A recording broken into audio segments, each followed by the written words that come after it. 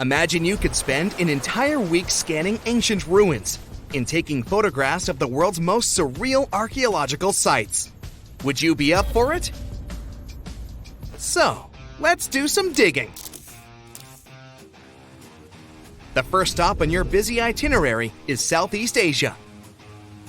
It's home to some pretty cool ruins. You start in Bagan, located in the hinterlands of Myanmar. There are many ways to visit the site, and you're glad you've booked 2 different experiences. The first one is a hot air balloon trip at sunrise. Right before dawn, you board the balloon, and as soon as the sun starts to appear on the horizon, you begin your flight over the marvelous area.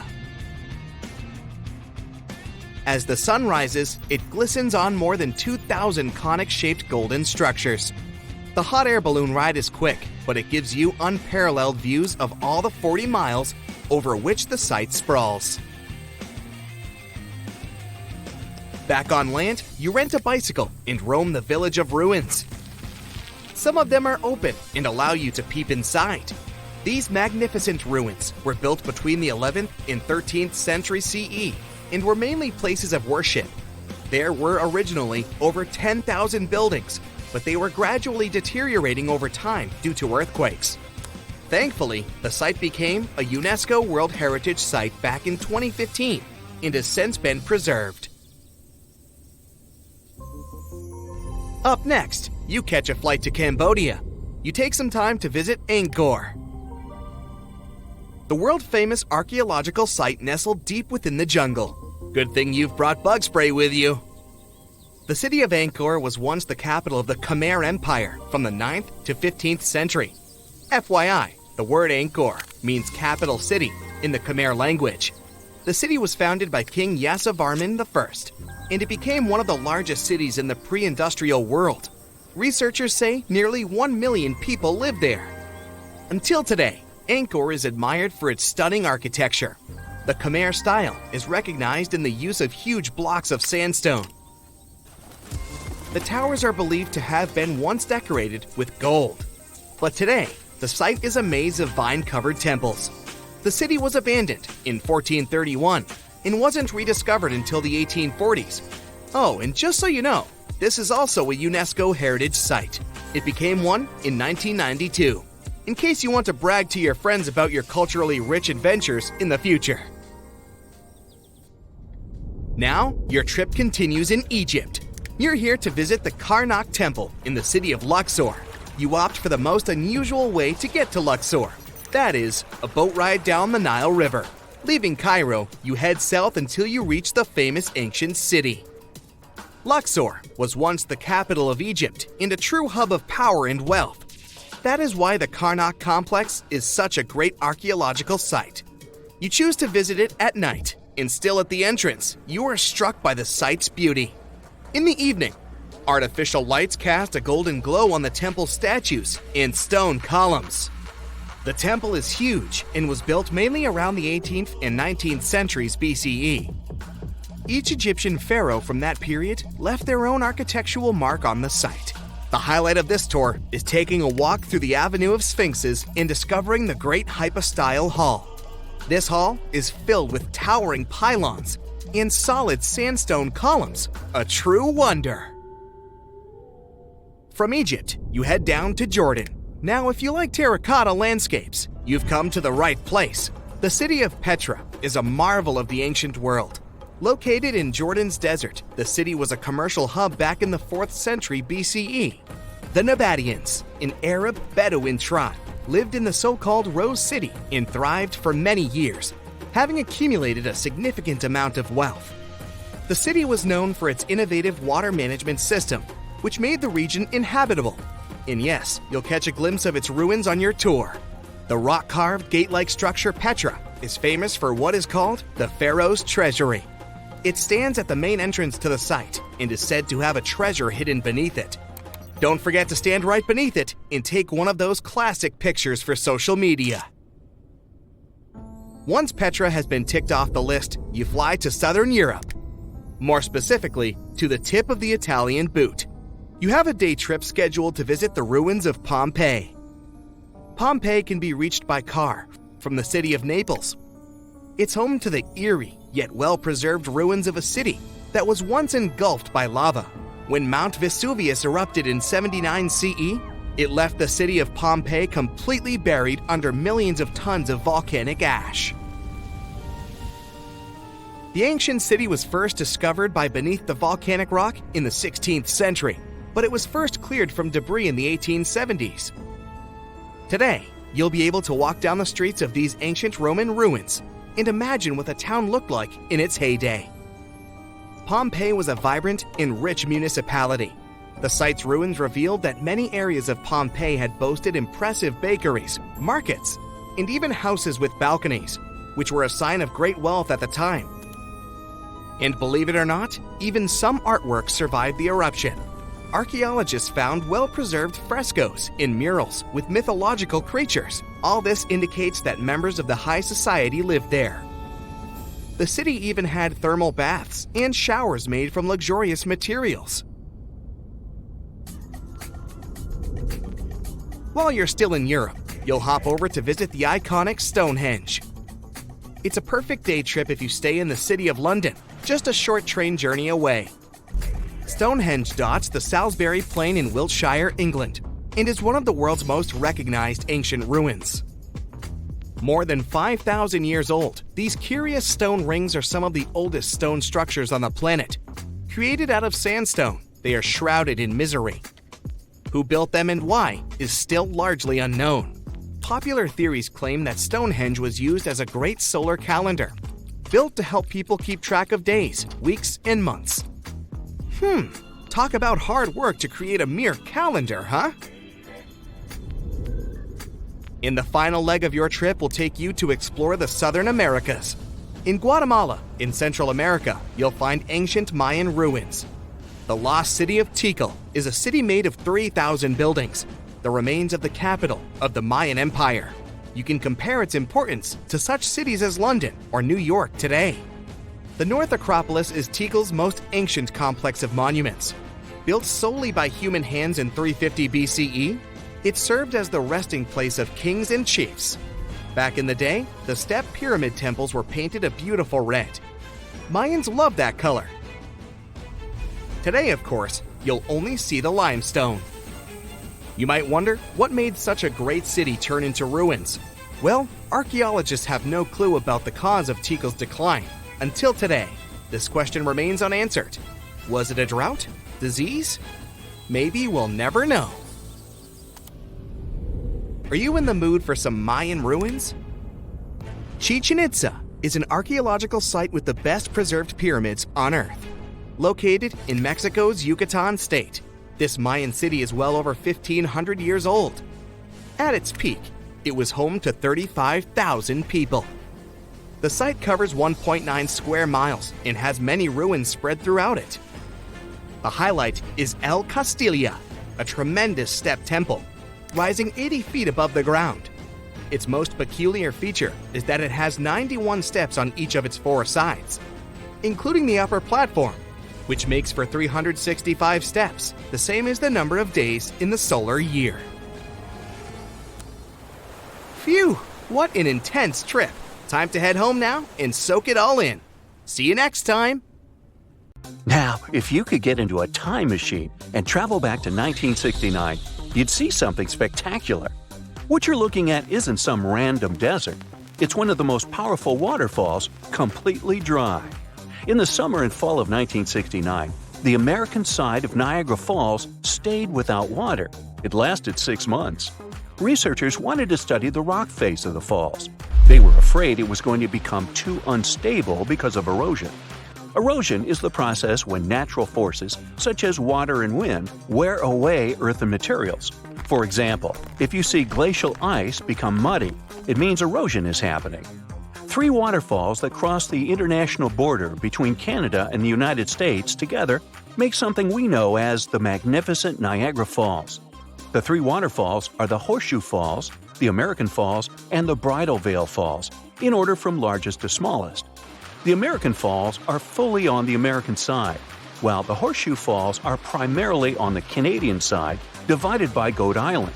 The Bridal Veil Falls, the smallest of them all, are on the American side but separated from the others by Luna Island. Don't America and Canada have a cool natural border? Many didn't believe we could actually go against wild nature and stop such insane amounts of water from flowing. But we did it. It took a 600-foot dam across the enormous Niagara River to really shut down these astonishing falls. This means they had to divert 60,000 gallons of water every second so that the remaining flow traveled over the biggest horseshoe falls. Yup, the ones that are completely on the Canadian side of the border. Over 27,000 tons of rock were used to construct that dam, and more than 1,000 trucks carried that rock back in the hot summer of '69. On June 12th, the American Falls stopped after their continuous flow for more than 12,000 years. So the Horseshoe Falls then took the extra flow and absorbed it so that research could be done. But the locals were still worried. They knew it wasn't possible to control such amounts of water. They were afraid the water might take a different route and cause a catastrophic flood. They were worried that tourists wouldn't come anymore if teams didn't manage to make the waterfall flow again the way it used to. But tourists kept coming even that summer, and they got a unique chance to see something no one had ever seen before or after. During that period, there was even a temporary walkway built only 20 feet away from the edge of the now dry falls. It helped workers to clean the bottom of what used to be a river, so tourists could go there and explore the wild landscape of the falls that was usually under the water, hostile, and not accessible to visitors at all. As they were exploring the dried bottom of the falls, researchers stumbled upon millions of different coins people had thrown in the water over decades, maybe to make a wish or for some other purpose. Wow, a Niagara Falls piggy bank! Well, they removed most of those coins. I wonder who got them. But in the past couple of decades, more and more tourists have been coming here. Imagine all the things they could find now. More coins, of course, but also lost cameras, errant drones, cell phones, and other things careless visitors could accidentally drop in the waterfalls. The idea of removing all the water and turning Niagara Falls into a desert proved to be possible, but it may need to be done again. In 2020, the media reported that 2 pedestrian bridges in Niagara Falls needed to be either replaced or repaired. No wonder, since they're almost 120 years old. These bridges are located above the rapids. Experts discuss whether they should divert the water once again or not. People talk about Niagara Falls a lot, and some believe they're among the tallest waterfalls in the world. But the truth is, they're not. They're famous, precious, and breathtaking. But when it comes to height, there are nearly 500 other waterfalls across the globe that are taller than Niagara. Let's take Angel Falls in Venezuela, for example. They're more than 3,000 feet tall. But what makes Niagara Falls so special, among other waterfalls, is the amount of water that flows over them. Very high waterfalls don't usually have great amounts of water. The combination of all those huge amounts of water and the height is what makes Niagara Falls so breathtaking. Also, they might be some of the fastest-moving waterfalls on our planet. The Niagara River appeared after the last ice age, together with the whole Great Lakes Basin. The Niagara River is part of it. 18,000 years ago, I wasn't around then, this awesome waterfall didn't exist. Ice sheets covered the area of southern Ontario. They were 1 to 2 miles thick. As the ice sheets were moving southward, they created the basin of the Great Lakes. Then they melted, releasing enormous amounts of water into the basins. Generally, the water we drink is fossil water. Only 1% of it renews through the year, with the remaining 99% coming from ice sheets. The Niagara Peninsula hasn't been beneath the ice for nearly 12,500 years. As the ice melted, the resulting water started to flow down through what later turned into Niagara River, Lake Erie, and Lake Ontario. It took a lot of time, but the water eventually eroded cliffs and formed these spectacular falls. Now, you might have noticed that the Niagara River is amazingly green. This specific color tells us how powerful the water is when it comes to erosion. Every minute, Niagara Falls spews over 60 tons of dissolved minerals. All that, together with dissolved salt and finely ground rock, makes the color so magnificent. People who live in the United States and Canada, or more precisely, over 1 million people who have access to the area, used the waters of Niagara River for different purposes. For example, fishing, getting drinking water, doing recreational activities, including swimming, boating, and bird watching, producing hydroelectric power, and so much more. Now, the first hydroelectric generating station in the world was built at the end of the 19th century, and it was right next to the falls. Pretty soon it started paying off because people were getting electricity from it. But this electricity could travel only 300 feet, so something needed to be improved there.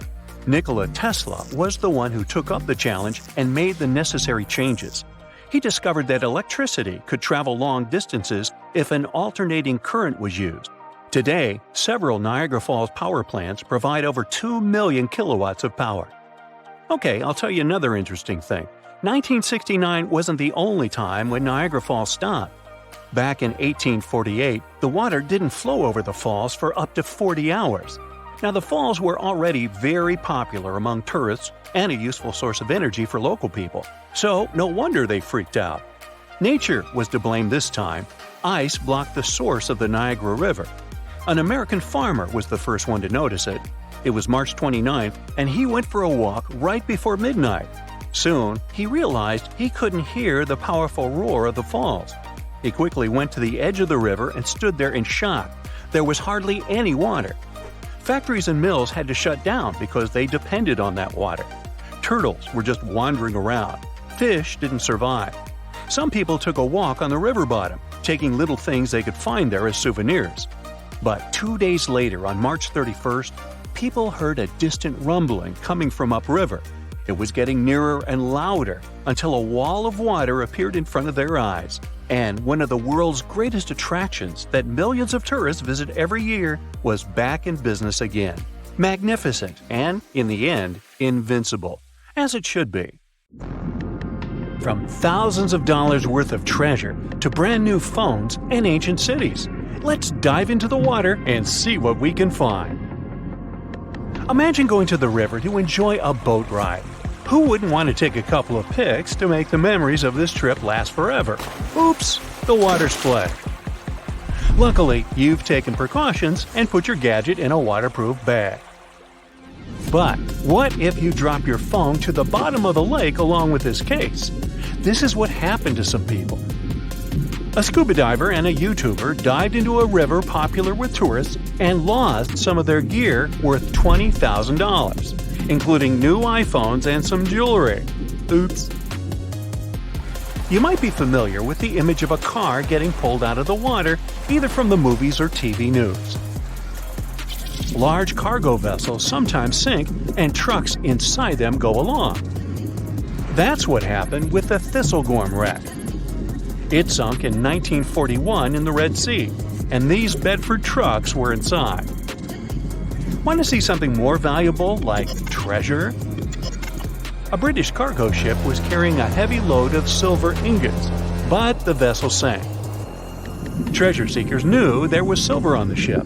Since the 1940s, they've been looking for it. The Odyssey Marine team got lucky. They made the discovery in 2011. The treasure was more than 14,000 feet below the surface. The ship had carried more than 110 tons of silver ingots. Finders keepers!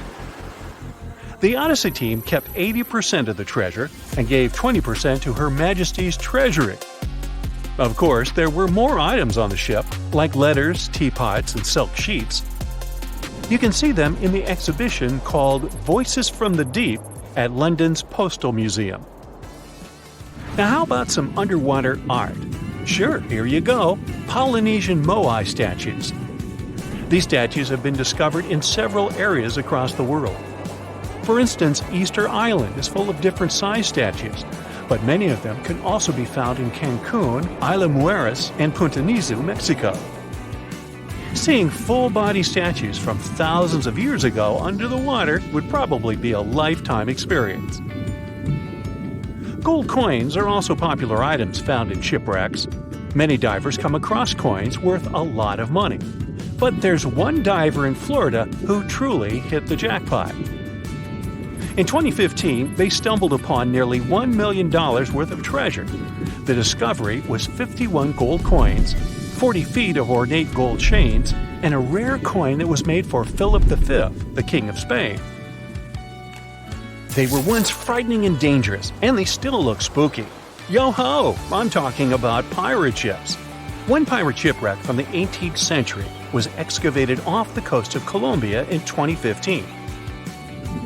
The treasure found there was worth between $4 and $17 billion. It contained precious stones, gold, and many other items. The next one is an underwater city. Neapolis is a city washed away by a tsunami. It was built on the coast of North Africa nearly 1,700 years ago. Divers uncovered the city's remains in 2017. Researchers have also discovered Roman columns, as well as household goods and tools. Now, let's go all the way back to 1503. Portuguese explorer Vasco da Gama was fighting a storm when he lost his ship Esmeralda. The ship was discovered in 1998, but it had to wait for more than a decade to be excavated. Researchers found navigational tools there. They didn't have as much value as Spanish gold, but they were historical treasures. Now, in Amsterdam, they fish for bikes in canals. 1/3 of working Amsterdammers cycle to work. Others use their bikes for different purposes, like exercising, going shopping, and so on. There are more bikes in Amsterdam than permanent residents. Unfortunately, many bicycles and even some cars end up in Amsterdam's canals. The fact that Amsterdam has 165 canals with a combined length of 60 miles doesn't make the authorities' job easier. Obviously, the owners don't throw their bikes into the water. Bikes can end up in the canals because of strong winds, vandalism, theft, or by accident. Every year, authorities fish up between 12,000 and 15,000 bikes. Our next one is a lost city. Heraklion was ancient Egypt's gateway to the Mediterranean. It became submerged and hidden under the sand. This city was famous. Maybe you've even heard about it. It was mentioned in the legend about Helen from Sparta and Paris from Troy. So, how was this ancient city discovered? In the early 2000s, a team of divers found a huge fragment of rock on the seabed and took it up to dry land. It turned out that it was a piece of the statue of Hapi, who was the lord of the river of ancient Egyptians. The team continued searching and found 6 other pieces. Around them, they saw temple ruins, pieces of pottery, jewelry, coins, oil lamps, and so on. Even an old copy of the New York Times. Nah, not really. Granada Underwater Sculpture Park is the world's first, what else, underwater sculpture park. Why is this park so special, besides being located in the beautiful waters of the Caribbean? You can see the park on a snorkeling or scuba diving trip. The sculptures are about 9 to 16 feet underwater. The atmosphere and the experience itself make it special. The sculptures are made from concrete and steel. Some of them weigh as much as 15 tons. They're covered with underwater creatures. The statues were put there to help protect reefs, maintain the health of the ecosystem, and restore underwater life in that area. Now, submarines are designed to go underwater, so maybe you wouldn't expect to see them on this list. But submarines do, in fact, sink. Divers have discovered many submarines. For instance, an Australian submarine was found off the coast of Papua New Guinea more than a century after it had sunk. Now here's another submerged city, but this one was left underwater on purpose. You can see the ancient ruins of Lion City in a lake in China. This lake was created in 1959 when the valley, at the base of Five Lions Mountain, was flooded to create a hydroelectric power station. The 1,400-year-old city, now ruins, got submerged by this flow and stayed this way for over 50 years. It lay untouched at the bottom of the lake until its exploration started in 2001. Divers found out that many structures, carvings, guardian lions, and arches were still preserved. Researchers mapped and documented Lion City. They also looked for a way to protect these structures from further damage. In 2011, the city was announced to be an historic relic under protection. When you see the ruins of Lion City for the first time, the view will take your breath away. So don't forget to hold your breath. Imagine swimming in the dark waters. As you're approaching the city, you see its huge walls and extensive carvings.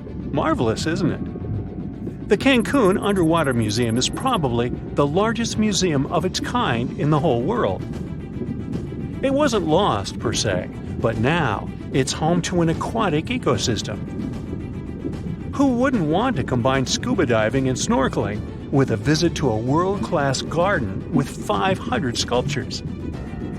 Placed 30 feet under the surface, these sculptures are made from pH-neutral marine concrete so that they can stay on the ocean floor. Plus, here, the sculptures change over time, unlike in a traditional museum. That's because they become part of the underwater environment and a home to various plant and animal species. In one installation, nearly 450 life-size figurines are grouped together to hint at the harmonious coexistence of humanity. There is also the Anthropocene, which is an actual submerged Volkswagen Beetle placed by the Manchonis Reef. Okay, this is not a lost and found item, but this is just, hey, it's a giant jellyfish and I wanted you to see it. This creature is known as the lion's mane jellyfish, and it's the largest known species of jellyfish. So, I'm happy now. And have you ever discovered anything underwater? I've scoured the world for the most interesting bike trails. Some of them can make your head spin. Just saying. In 1995, the Yungas Road in Bolivia was officially chosen as the most dangerous road in the world. Tragic events had been happening to both pedestrians and cyclists who dared to set their foot on it. Imagine a 43-mile-long single-track road. Now add 2,000 feet of cliff drops at every turn and no guardrail. Combine this with heavy rains during the monsoon season. Keep in mind, there's a risk of rock falls in the summer season too. Lastly, add the fact that the road doesn't get any wider than 10 feet. Congrats! You've got one dangerous road for mountain bikers. The Yungas Road used to be the only way to go from Coroico to La Paz. In 2009, the authorities constructed a new road on a mountain close by. The highway has 2 lanes and is well maintained. So today, only local workers and backpackers use the Yungas Road instead of the highway. After 20 years of renovation, it's assumed that the trail has gotten safer these days. Fingers crossed if you decide to be one of those cyclists who want to try it out. There's a place where you can cycle through the water. I'm talking about Bokrijk Pond in Belgium. The cycle path is 3 miles long. It takes you all the way from one shore to the other. In the middle, the water comes at eye level on both sides. You can even touch it if you want. Plus, swans and some other animals accompany you on your journey. The track is 9 feet wide and open to walkers and joggers. The next one on my list is the White Line Trail. It's one of the most dangerous off-road bike tracks in the world. The trail is in Arizona, USA. A short glimpse of this trail may be enough to give chills to some people. Oh my lord! Even pro mountain biker Michael Kolbeck, who has 15 years of experience, described riding on the White Line Trail as one of the scariest things he's ever done. Before this journey, he walked down the route and explored the area. He saw that the path was covered with sandstone and located at the edge of red rock cliffs. Even the slightest wobble posed a tremendous risk. After exploring the area, Kolbeck let some air out of his bike tires to get some more rolling resistance and grip on the ground. He spent a few days trying to decide if he should make this bike ride or not. Eventually, he decided he had enough mental strength and physical skills to do it. And he did make it. His key to success was not looking at the terrifying surroundings or thinking about the potential dangers, and just focusing on the path itself. He advised inexperienced riders not to try this trail, as it's not everyone's cup of tea. The next one is called Epic Ride among cyclists. You need to follow a 748-mile trek from Sweden to Norway, pass through the Arctic Circle, and get back in just 90 hours. Midnight Sun Randonnée, a 754-mile cycling event, brought together 80 cyclists from 13 different countries in Umeå, Sweden. It's not like cycling on the edge of a cliff type of thing, but the ride has its own challenges too. For starters, it involves mountains. Joe Edwards is one of the cyclists who have made this epic ride. He says they literally cycle pretty much 24 hours straight. The only time the participants are off their bikes is when they check the route and grab a bite. They don't sleep much either. He added that if he hadn't had enough water and food, he would have been in trouble. The Midnight Sun was Edwards' fifth 745-mile-long randonnée. Randonnée is a long-distance bike ride. Cyclists attempt to ride along a certain route and complete the course within a time limit. Would you be up for it? You can get the next rush of adrenaline in Scotland. The Keelan Ridgeline is a 5-mile-long trail located near the Isle of Skye. This one is a pro line too. It's located at more than 3,000 feet above sea level. The mountains have humid and windy weather, which is different from the weather of the rest of the island. It's also 4 to 5 degrees colder on the summits than at sea level. Yet, the weather itself can also be very unpredictable. So it's advised never to assume it'll remain the same from the time you begin your trip to the end of your journey. To take this route, you need to have cycling and hiking kits and special skills. You can ride through treetops following the Trail of Bosland. The trail is located in Limburg, Belgium. People refer to the path as cycling through the trees. It isn't a coincidence that the path got this name. It's located in the largest interrupted forest in Flanders. The trail goes through a dense forest canopy 32 feet above the ground. The path is there to encourage cyclists to connect with nature. This might be a good fit for nature lovers who don't seek a heart-pounding journey. A Via Ferrata of the Dolomites is for those mountain bikers who are always looking out for the next challenge, trying to push themselves beyond their limits. Even hikers secure themselves to the hills there. Otherwise, they might feel dizzy and fall down. Oh my God. Harold Philippe became a legend for making his first ascent of a fixed-rope climbing route on a mountain bike. Christoph Thorensen filmed the bike ride in the Brenta Dolomites. The cyclist made impossible rides on different terrains, like the highest sand dune in the world or around a volcano at the height of around 20,000 feet. He says that these projects are his missions and claims that he likes to ride in unusual and challenging places. Auckland, located on New Zealand's North Island, has built a bicycle skyway above the city's busy arterial roads. It's a safe way for people to reach the city center. Then the skyway gets connected with the existing cycle network. No need to worry about traffic. Compared to the trails for pro mountain bikers, this skyway is like a peaceful walk in the park. The cliffs of Moher Trail in Ireland is more like a cliff ledge than a bike trail. The path is located 702 feet above the Atlantic Ocean. Plus, the area is known for its strong winds and rocky edges. This track has become very popular thanks to the internet. In 2006, legendary mountain bikers Hans Ray and Steve Peat rode down this trail. No one has followed in their footsteps yet. A small error can throw a biker directly into the ocean. Rockfalls serve as a warning to visitors, a kind reminder of why it's important to stay away and avoid sitting near the edge of the cliffs of Moher. Fun facts time!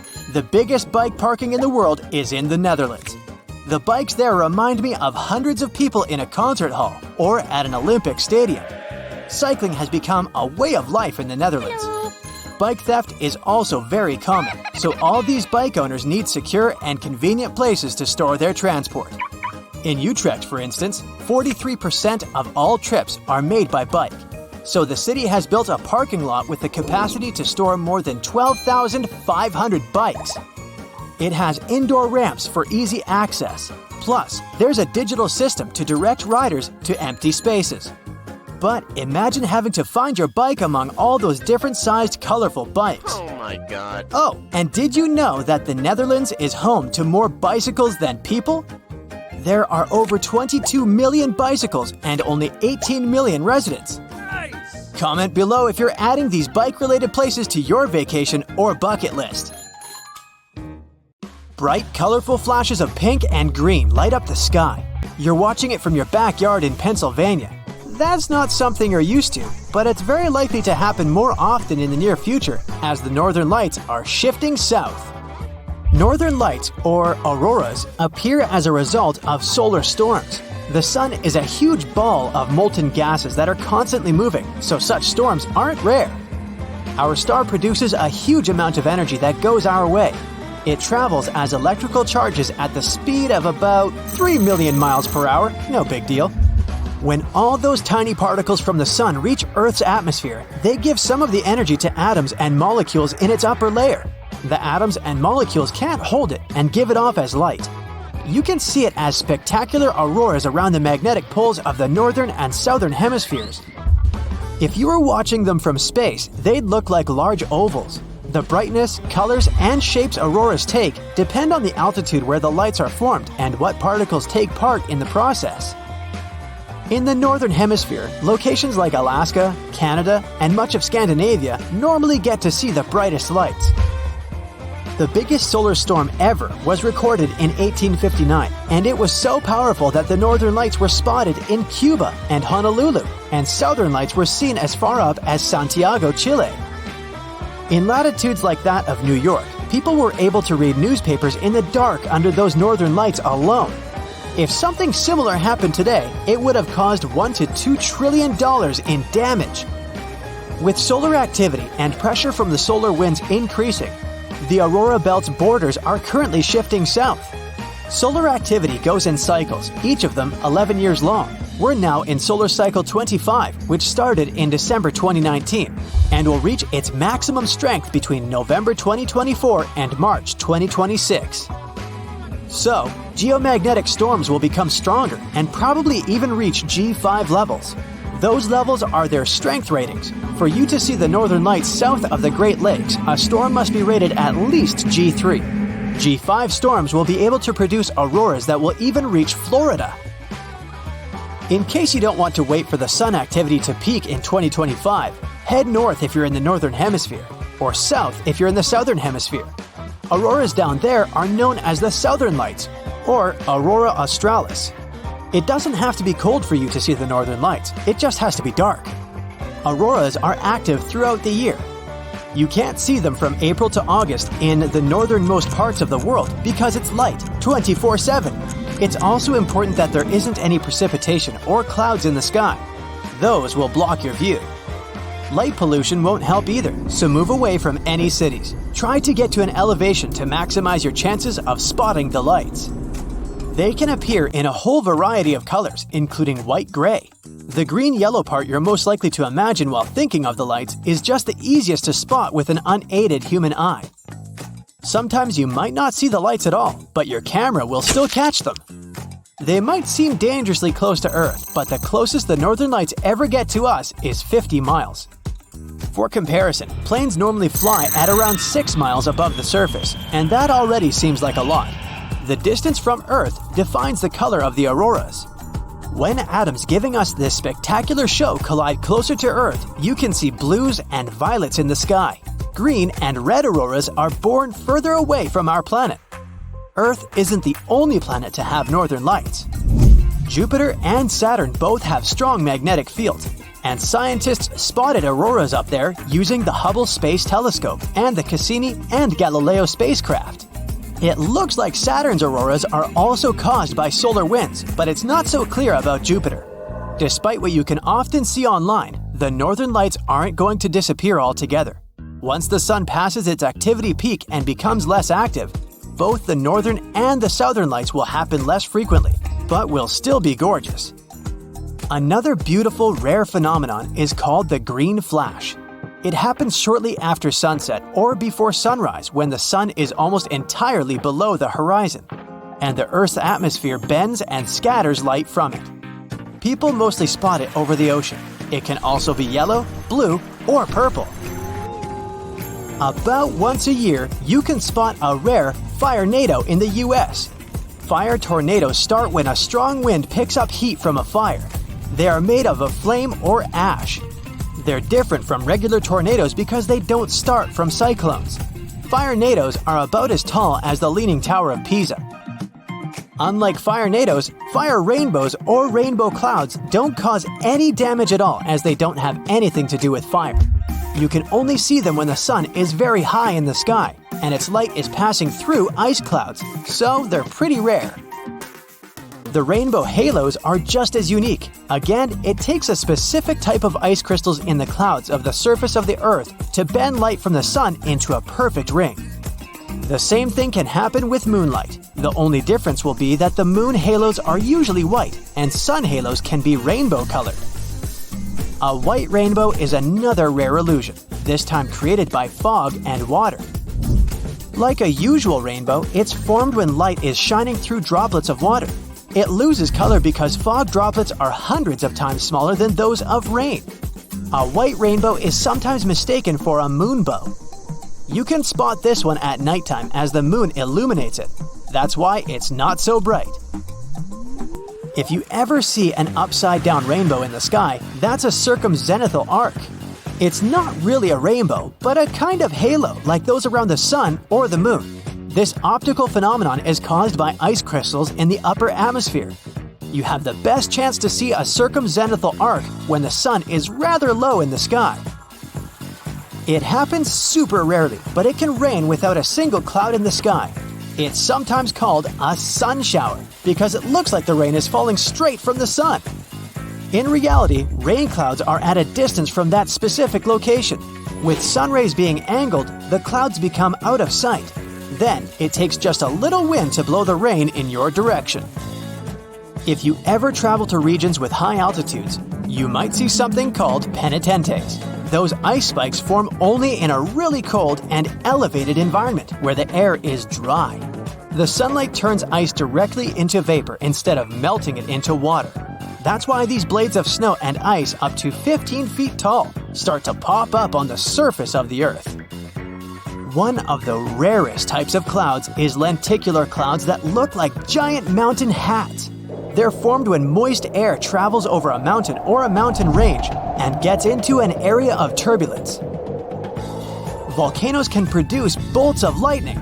They're formed in columns of volcanic ash through friction and static electricity to connect the positively and negatively charged particles.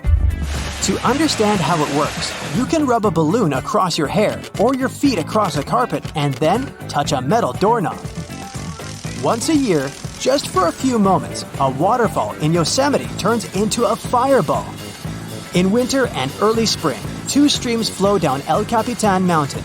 In perfect conditions in February, when the sun is hiding behind the horizon, it gets into the right position to reflect off the wall and color the water into fiery orange.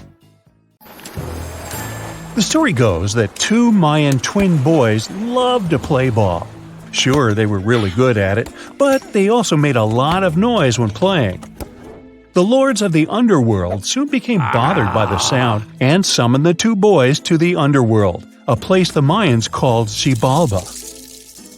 As soon as the boys reached their gloomy destination, the lords of the underworld began putting them through a series of tests.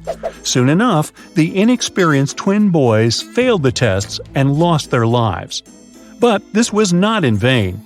This sad event resulted in the appearance of a beautiful fruit tree. Soon enough, a young woman saw a beautiful fruit on this tree and reached up to pick it. Legend has it that soon after that, she gave birth to another set of twin boys named Hunahpu and Xibalbaqui. Just like their ancestors, these twins were great ball players, but they were equally as loud, and the lords of the underworld became annoyed again. They decided to ask this pair of twins to come to play a game in the underworld, hoping to get rid of them too. When the twins arrived, the lord sent them through a number of frightening places. The first one was the House of Gloom, which was very dark. They then passed through the House of Knives, where they had to avoid getting injured. The twins then built a fire in the House of Cold so that they didn't freeze and ran through the House of Jaguars, where they tricked the animals into not eating them. Finally, they entered the House of Bats, where they seemed to have lost their luck.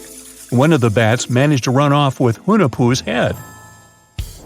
The lords then challenged the twins to play ball with them, but the boys were clearly at a disadvantage. Xibalbaqui placed a turtle on Hunahpu's shoulders to make up for his lost head, and they began playing. As the lords became distracted by an animal near the court, Xibalbaqui stole his brother's head and placed it back in its place. Much to the annoyance of the lords, the twins were now able to tie the game.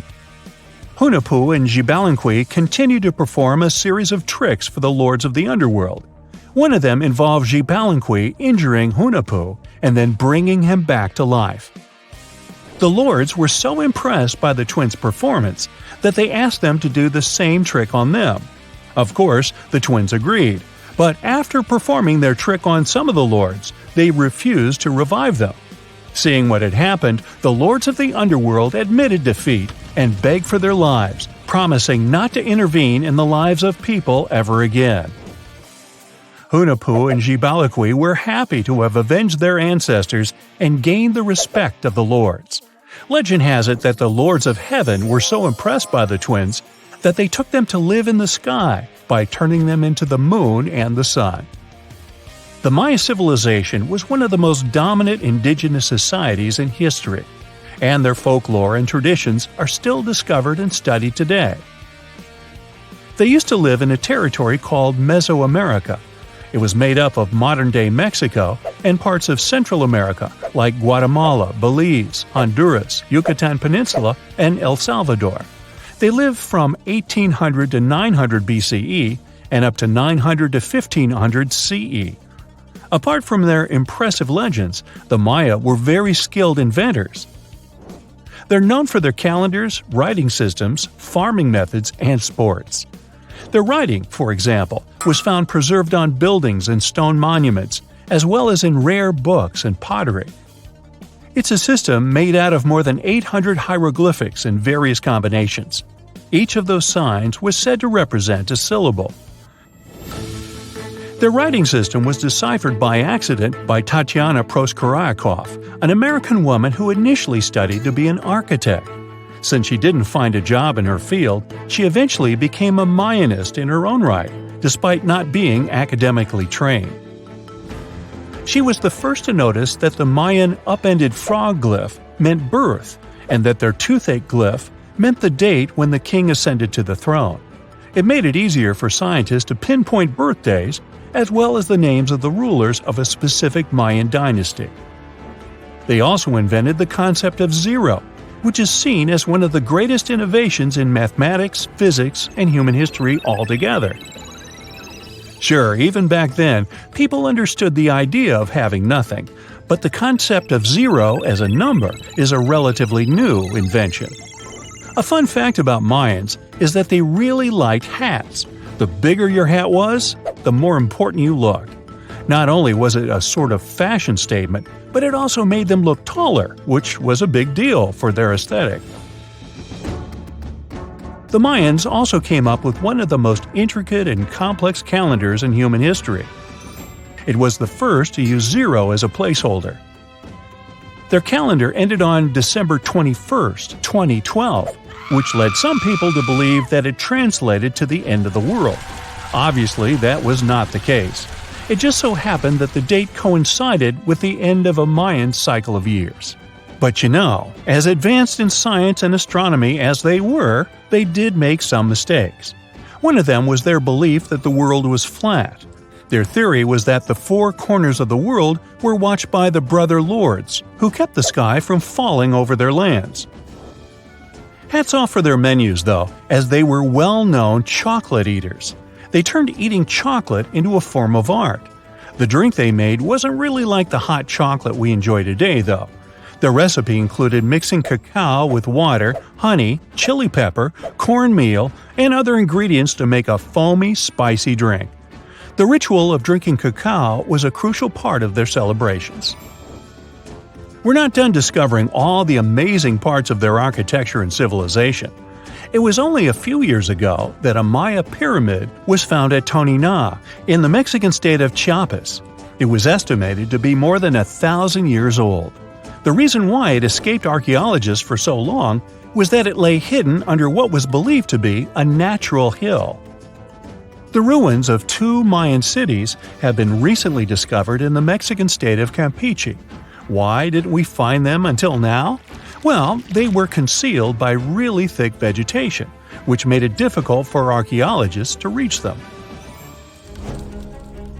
The Mayans didn't just disappear. Their descendants are still around today, many of them choosing to live in their ancestral homelands. You can find them in Guatemala, for example, where the Maya people make up the majority of the population.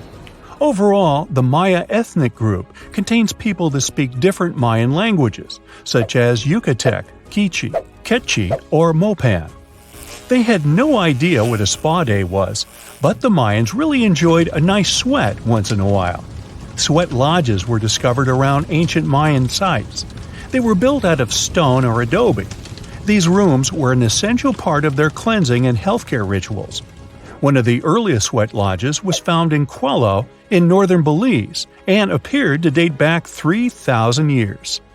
One of the most important parts of the Mayan culture was a ball game which they named Pips. It had both political and spiritual significance. We can see ball courts at important parts of Mayan archaeological sites. The main goal of the game was to pass a rubber ball through a very high stone hoop without using your hands. Basically, it was a combination of soccer and basketball. However, it could have serious consequences. The loser could, at times, even lose his own life. Ooh, high stakes indeed. Because of this game and the need for bouncy balls, the Mayan people were some of the first cultures to use rubber. They made it using natural latex. There were different kinds of rubber depending on what natural substances the latex was mixed with. And that, my friend, is the way the ball bounces. Sorry, but you know me, I just couldn't resist. This spiky tree knows how to shoot, so you better stay away from it. It's called a sandbox tree, and you can find it in Amazonia.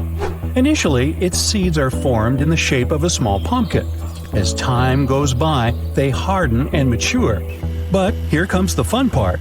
Just as they reach peak maturity, the seeds pop and shoot out at a speed of 150 miles per hour. They can even reach distances of 60 feet. That's what makes it so risky to be in their way during the blast process. Not to mention the seeds are poisonous too. Sure, some trees don't grow completely upright, but a tree that's altogether bent, with its branches even touching the ground, is a sight not to be missed. Such a tree, called the El Árbol de la Sabina, grows in Spain.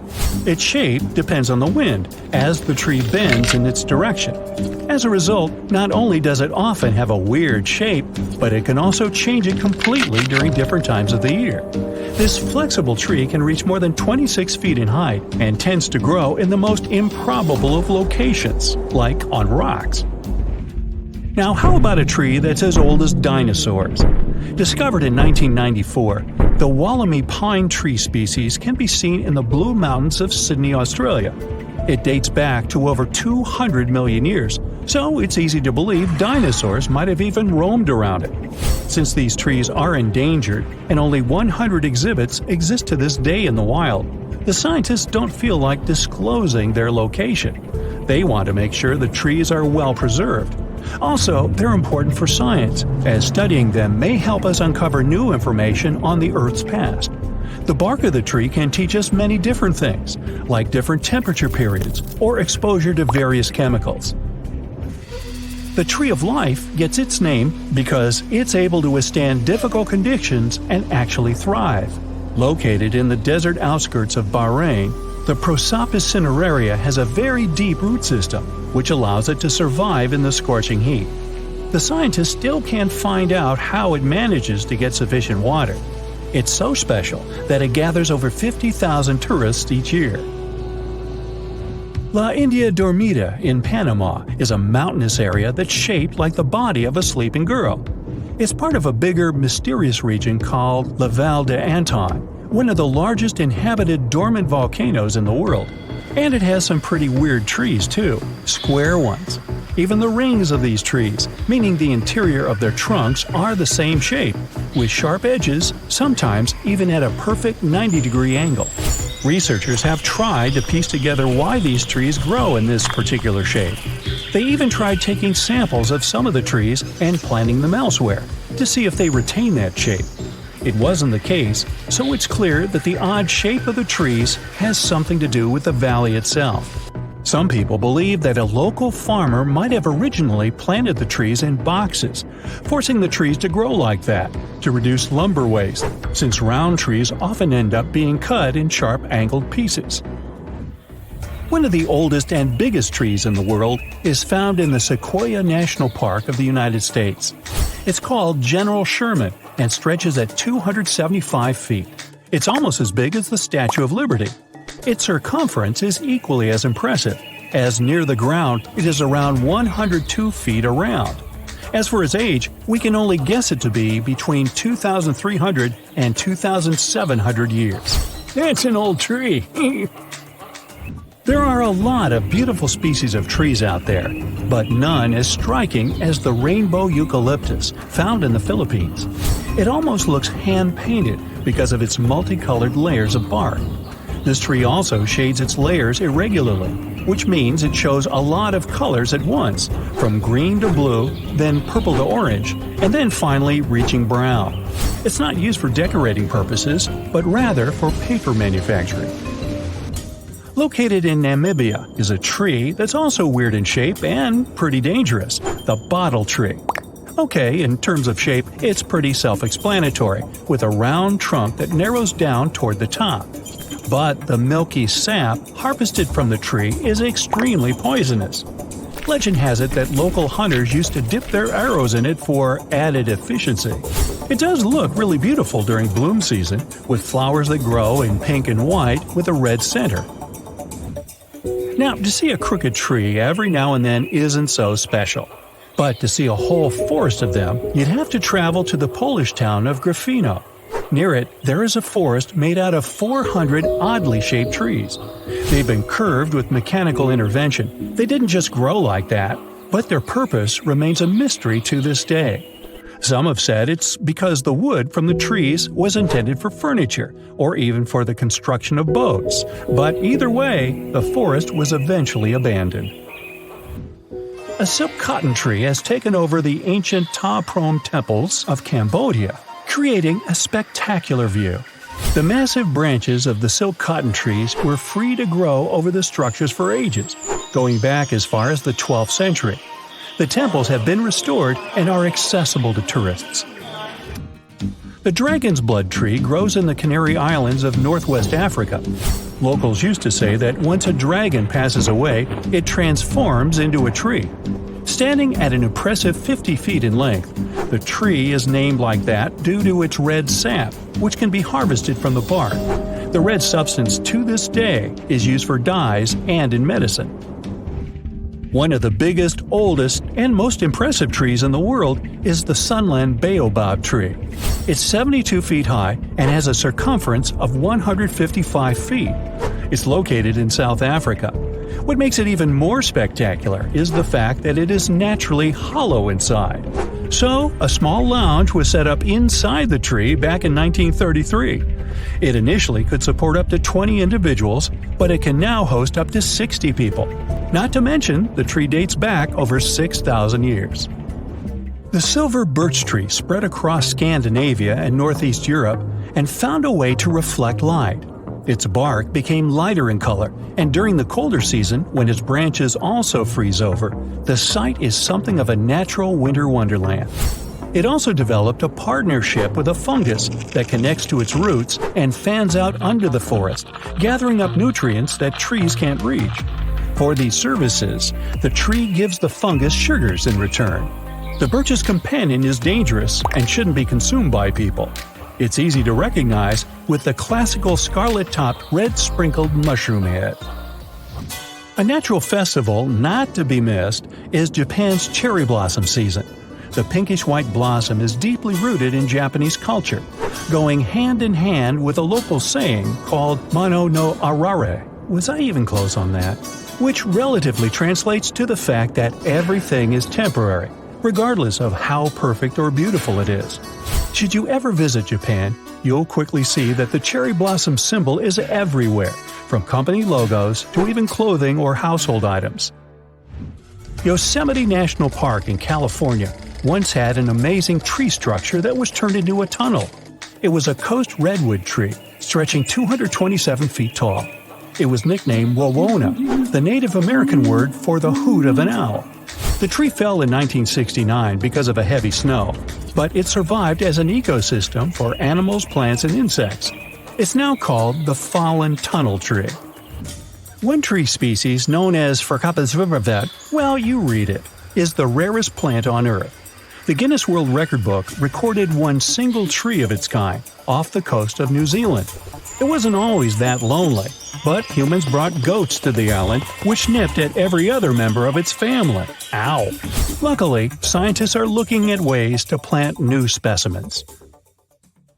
The Himalayas have some of the highest peaks in the world, including Mount Everest. But it's no surprise airplanes find it difficult to navigate the area. But why are commercial airplanes actually banned from flying there? For starters, these mountains have an average height of more than 20,000 feet. Mount Everest, the highest mountain in the entire world, stands at 29,037 feet high above sea level. The area is rough, filled with snow, and has almost no flat surfaces. In case of sudden cabin depressurization, it would be really difficult to perform an emergency landing, since there's literally no flat area there. More so, the low oxygen environment at such an altitude means there's likely to be a lot of turbulence. Not only is it really unpleasant for passengers, but random air movements and high wind velocity means that it's really difficult to maneuver the airplane.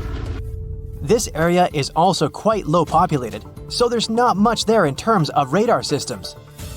And radar is crucial for aviation safety. Without radars, pilots would be unable to communicate with the ground to figure out flight conditions. It can also get so cold up there that jet fuel might completely freeze. Sure, the fuels used in airplanes usually freeze at around -50 degrees Fahrenheit, but it may be possible above Everest. The lowest temperature was recorded there back in December 2004, when thermometers showed a staggering -44 degrees Fahrenheit. So, no wonder pilots don't want to ever take that risk, especially on a commercial flight. Among the few airports located in the Himalayas, there's one considered to be the most challenging to land in the world. Only 8 pilots on the planet are certified to do it. It's called Paro International Airport, and it's located in Bhutan, a landlocked country in the eastern Himalayas. First, landing there is so dangerous because you're literally flying through some of the world's tallest mountain peaks. Not to mention that those 8 pilots also have to consider strong winds. Despite the challenges, they do manage to safely land over 30,000 people each year. Moving further, there's no radar there to guide the pilots, so they need to maneuver the aircraft entirely in manual mode. The pilots need to track their movements based on specific visual landmark checkpoints as they approach the runway. Moreover, flights are only allowed there during daylight hours and under good visibility. These pilots also need to watch out for utility poles and roofs on the hillsides too. It means they often squeeze their planes between mountain peaks at 45-degree angles before dropping quickly onto the runway. No wonder only 2 airlines fly to Paro International Airport. Apart from these commercial pilots, there are specially trained helicopter rescue pilots who spend most of their career at 20,000 feet in the sky. Most of the time, they partner with equally experienced climbers who train by crossing the Khumbu Icefall. It's dubbed the most dangerous square mile on the planet. Made up of ice pillars as tall as a 6-story building, this huge stretch of the glacier on Everest's western side is filled with bottomless ice holes. It takes between 4 to 12 hours to get from one edge of the icefall to the other, depending on the experience of the climber. You may think it's a pretty serene location since you're literally only surrounded by ice and snow, but these local professionals claim otherwise. One Everest veteran said that the noise was actually the worst part of the job. The mountain produces awful squeaking sounds and sometimes even sighs. It often makes people feel like it's talking to them, warning them about the treacherous environment. Mount Everest isn't the only no-fly zone in the world. Surprisingly, Disney parks are also part of this exclusive club. So you won't ever be able to look out of your plane window and see the beauty of fairy tale castles from up above. In recent years, a lot of crowded tourist attractions, including Disney parks, have increased their security measures to make sure their visitors are as safe as possible. As such, no aircraft is allowed to fly within 3,000 feet of Disneyland in California or Walt Disney World in Florida. It was initially a temporary ban, but this rule became permanent back in 2003. Some other places don't have planes flying over them because of their historical importance, like Machu Picchu, located in the Peruvian Andes Mountains. There's also a large number of rare wildlife species and plants that grow exclusively in this area. It's crucial that they're protected as well as possible. What does it have to do with planes not flying over that area? Firstly, it reduces the volume of harmful chemicals in the area. Secondly, if a plane ever needed to perform an emergency landing in this location, it'd cause irreversible damage to buildings and wildlife. Surprisingly, planes can fly over the Greek Parthenon in Athens, but with one condition: not to get closer than 5,000 feet above it. This way, the historical building is kept a bit more protected from any emergency landings, since there are specially designated areas around it. You won't be able to see the Taj Mahal from above either, since it's one of the most important, oldest, and most beautiful pieces of architecture in the world. It also needs added security features. This building dates back to the 1600s. UNESCO announced it a World Heritage Site in 1983. The Indian authorities set up a no-fly zone above it in 2006. They did it to safeguard not only the building itself, but also the crowds of tourists that come there each year, 7 to 8 million people. Buckingham Palace is well known for being the residence of British monarchs. So, for the Queen's security, a no-fly zone was set up here too. Planes aren't allowed to fly over Windsor Castle either, to make sure the royal family is equally protected. Other important British buildings with no-fly zones include Number 10 Downing Street, the British Prime Minister's official residence and office, and the Houses of Parliament. George Washington's home in Mount Vernon, Virginia, can only have planes flying above it at more than 1,500 feet. The historical wooden mansion was built for President George Washington between 1758 and 1778. Unfortunately, the building has seen a lot of damage over the years, so in an effort to preserve it better, authorities decided to prohibit vibrations produced by flying aircraft. That's why another no-fly zone was established there. It covers the airspace above this National Historic Landmark. That's probably the reason why you'll rarely see pictures of this house from above. Since it's the residence of the US President, it's not allowed to fly over Washington, D.C. It's also the home of Congress and other establishments. So, the authorities set a special flight rules area, stretching for 30 miles around Ronald Reagan International Airport. This means that it's one of the airports with the most precise takeoffs and landings. Pilots have to carefully tackle no-fly zones, which sometimes results in uncomfortable takeoffs for passengers. Whenever a pilot breaks a no-fly zone, it's a big problem, like the one that happened back in 2005, when a pilot accidentally steered the plane into a prohibited zone. The capital had to be evacuated immediately, and their regular activities were interrupted. Other capitals of the world have similar requirements, like Budapest, for example. In the capital city of Hungary, planes aren't allowed to fly over the ancient inner city of Pest and the Buda Hills. Almost all air traffic is generally prohibited above Paris too, with some exceptions, aircrafts flying no lower than 6,500 feet. Flying helicopters are also a big no-no within the city limits. Only certain choppers undertaking precise missions can get special authorization. Generally, passenger planes aren't allowed near the island of Manhattan either, partly because of the really tall buildings there and the added risk of collision, but mostly because all three major New York airports, John F. Kennedy International Airport, Newark Liberty International Airport, and LaGuardia Airport are very close to each other, so the air traffic in the area has to be really well thought out to make sure the planes don't cross paths. Whoa! Earth's surface is shaking. Long cracks split the ground open. Lava rivers are rapidly flowing down the slopes. Deafening noise is filling the air. Rocks and other debris are flying high up. Clouds of volcanic gas and ash cover the sky. Now, this is not a plot of a blockbuster disaster movie. It's what happens when supervolcanoes decide to erupt. But this is likely not the scenario that will take place when the world's largest volcano, Mauna Loa, decides to finish its long, long nap. In 2021, scientists were sure it would happen soon, but so far, nothing. The volcano's seismicity keeps increasing and then going back to normal. But you never know when this giant will finally come back to life. That's why experts have been monitoring geological activity on Hawaii's largest island for quite some time. The Big Island of Hawaii is made up of 5 volcanoes, including the most active on the planet, Kilauea, and the largest, Mauna Loa. This gigantic thing makes up almost half the landmass of the island. And what lava Kilauea emits in one day, Mauna Loa could spew out within 20 minutes. That's what it did in 1984.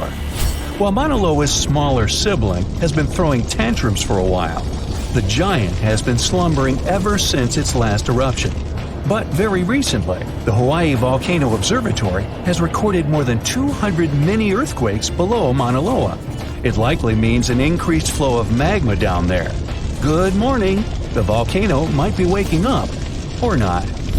If Mauna Loa did suddenly erupt, lava flows could reach the ocean and the most populated and touristy places, like Captain Cook, very, very quickly, in a matter of hours. In 1984, the last time the volcano erupted, lava got as far as the outskirts of Hilo on the other side of the island. That's where a campus of the University of Hawaii is found. Luckily, people had a few weeks' warning to get ready for the disaster. These days, locals have special go bags ready with the most important stuff, including documents and money. Such precautions can come in handy in case of an emergency evacuation. Even though most Mauna Loa eruptions have so far only affected the summit area, several of them sent lava all the way down to the ocean. And you never know how powerful the next eruption will be. Now, what is the highest mountain on Earth? Mount Everest, you say? Well, it depends. From seafloor to the summit, Mauna Loa is 1,000 feet taller than the famous Himalayan peak. The volcano is so big, it makes the Pacific plate it's sitting on literally slump under its weight. Scientists say that when this monster of a volcano erupts, the volume of lava coming out per unit will be life-threatening. Over its recorded history, Mauna Loa has been erupting regularly, almost every 6 years. And even though the last eruption of the volcano occurred about 40 years ago, scientists are certain it'll happen again. Now, remember the scene I showed you at the beginning? Well, you can relax. It's not likely to happen with Mauna Loa. The thing is, big island volcanoes, including Mauna Loa, aren't very volatile. That's because they're shield volcanoes. These volcanoes got such a name because they aren't really very high and resemble a warrior's shield placed flat on the ground. Shield volcanoes get formed by very fluid lava. It travels farther and forms much thinner flows than lava erupted from a stratovolcano, which is conically shaped and tall, like the infamous Krakatoa in Indonesia. So if, or should I say when, Mauna Loa erupts, there probably won't be ash clouds and tons of debris. The most dangerous thing will be lava. Since Mauna Loa is a shield volcano, its lava is extremely fluid and voluminous, which allows it to flow far and fast. Using theoretical vent maps, experts from the Hawaii Volcano Observatory have made charts of possible lava flows. They're kind of worried about earthquakes clustering at high rates. It likely means that lava is on the move under the surface. 500 to 600 earthquakes per day are a serious reason to be on high alert. On the other hand, it doesn't necessarily mean a disaster or inevitable eruption. Around a decade ago, several earthquakes that happened at the same time signaled that something was happening under Mauna Loa. But an eruption didn't occur. Instead, half the volcano shifted a bit to the south. This way, it probably gave more room to magma, so that it had enough space to stay beneath the surface. Now, let's get back to the catastrophic eruption we saw at the beginning of the video. That's what often happens when a supervolcano erupts. Those are volcanoes that have at least once had an eruption with a volcanic explosivity index of 8, which is the largest recorded number on the index. Supervolcanoes are often extremely large, with no cone at all. That's because they're typically the remains of gigantic magma chambers that once flared up, leaving behind a caldera. They're usually found over hot spots. Supervolcanoes can produce super eruptions, and when they do, they blow more than 240 cubic miles of ash, molten rock, and hot gases up into the air. In other words, 4 super eruptions could fill the Grand Canyon to the brim. Supervolcanoes get formed when gigantic volumes of scorching hot magma are trying to escape from deep underground. This magma rises close to the surface but can't break through Earth's crust.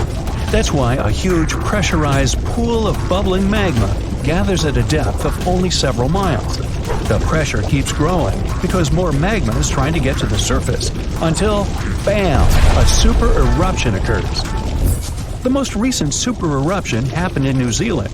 Well, when I say recent, I mean around 26,500 years ago.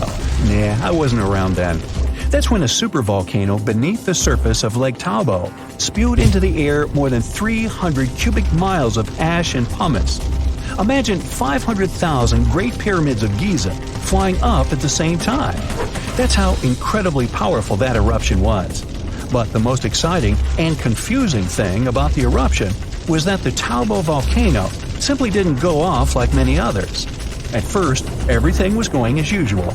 More than 200 square miles of magma had built up under the surface, and the pressure was getting higher and higher.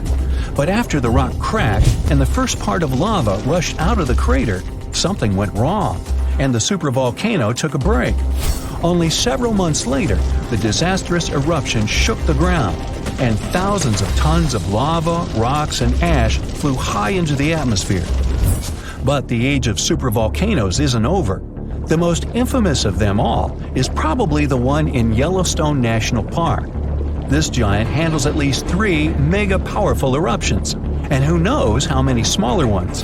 If this monster erupted anywhere as strongly as it did 2.1 million years ago, it would spit out more than 588 cubic miles of red-hot material. You can probably picture it more vividly if I tell you that this volume is comparable to 65 million Capitol rotundas in Washington, D.C. piled together. Wow. Anyway, scientists are sure that Yellowstone doesn't present any danger these days. For an eruption to happen, magma inside must be at least 50% molten. With the Yellowstone caldera, this number is just 5 to 15%. But of course, Yellowstone isn't the only supervolcano on our planet. There's also New Zealand's Tahoe you already know about, Japan's Airi Caldera, California's Long Valley, Indonesia's Toba. Any of them can one day produce a super eruption. There are also several so-called supervolcanoes that haven't lived up to this name yet because they've never produced anything like a super eruption. For example, in 1883, Indonesian volcano Krakatoa went off. The power of the eruption tore the volcano's walls open, and cold seawater rushed into its molten insides. The difference in temperature made the volcano blow up with a deafening boom. It was clearly heard 2,000 miles away in Australia. It earned the blast the title of the loudest sound in history. But even though the consequences of this event were truly catastrophic, it still turned out not powerful enough to be called a super eruption. This summer, you finally decide to go on that once-in-a-lifetime round-the-world trip. The first stop of this exciting adventure is in Europe. You start your journey in Italy, the country of pasta and pizza and delicious gelato. Ah, there it is, the world-renowned Leaning Tower of Pisa. You buy your ticket and get inside the crooked monument. You're about to climb 251 slippery stairs, so watch your step and don't forget to breathe. The white marble stones are astounding, and from time to time, you peep outside to enjoy the view of the city. Congratulations, you've made it! You've reached the top of the bell tower and can take all the selfies you want. The Leaning Tower of Pisa is one of Italy's most iconic landmarks. During your hike up the stairs, a guide tells you it's actually a medieval monument. It was built between the 12th and 14th centuries, taking over 200 years to finish. And in case you're wondering if it's always been tilted, I can say without a doubt, yes it has. Once they finished the third floor, the bell tower started sinking. The thing is, the very name Pisa comes from the Greek word that means marshy land. The ground there is extremely soft, made of clay, mud, and sand, and architects have been trying to save the day ever since they built the tower. At the top of the 185-foot-tall monument, you take your time admiring the city. How many terracotta rooftops can you count? If you walk toward the south side of the monument, you may feel closer to the ground. This is because the Leaning Tower of Pisa tilts toward the south. At one point, it leaned almost 5.5 degrees and still didn't fall. Today, when you visit the monument, the guide might tell you the tower is leaning less. A few years ago, the world's best architects and engineers did some construction works next to the monument to keep it from falling over. They dug several tunnels and took out over 38 cubic meters of soil from under the north side of the tower. So now the tower is tilting at an angle of only 4 degrees. So, if you want to take one of those classic photos where you're holding up the tower, you better hurry. Who knows how long the tower will still be leaning? Now it's time for you to make your way to Rome. This city is basically an open-air museum, and you have to check it out for yourself. It's scalding hot, but you're lucky. Today, you're visiting the baths of Caracalla. Are you ready for an authentic ancient Roman experience? You enter through what once was a locker room. You'll have to use your imagination. Today, you'll only see 130-foot-tall brick walls here. Romans of every class would spend an hour or two in the baths every day. They would come after a long day at work or before dinner. Imperial bath complexes, such as this one, were usually free, but you had to pay an admission fee. Leaving the locker room, visitors would stop in a heated room where they would receive oil and scrub massage. Then, some people would move on to one of 2 exercise yards. Can you see how ample they were? Here, there were elaborate marble porticos, and you can still see a few fragments of the mosaic-colored floor. If you were in the mood for something more intellectual, you could stop to listen to a philosopher or visit one of the libraries. Now we've arrived at the most impressive room, a caldarium. It was a circular hot steamed room measuring 115 feet in diameter. It had not 1 or 2, but 7 heated pools inside. Above your head, you'd have seen a magnificent dome supported by large granite columns. The entire structure was richly decorated with multicolored glass mosaics and the finest white marble. The complex also housed an indoor Olympic-sized pool with waist-deep water. Today, you can only admire a few reddish walls made of brick and concrete. Emperor Caracalla, like many other Roman emperors, built a mega-complex, and it sure made people happy. After a long international flight, you arrive in Egypt. Get ready for some camel rides and juicy dried fruits. Does anyone here love dates? You leave your hotel at dawn and make your way to the outskirts of Cairo. You drive past the Nile River toward the West Bank. Don't forget to take some pictures. In the distance, you spot a large monument. It's the Great Sphinx of Giza. Can you believe people created this monument over 4,500 years ago?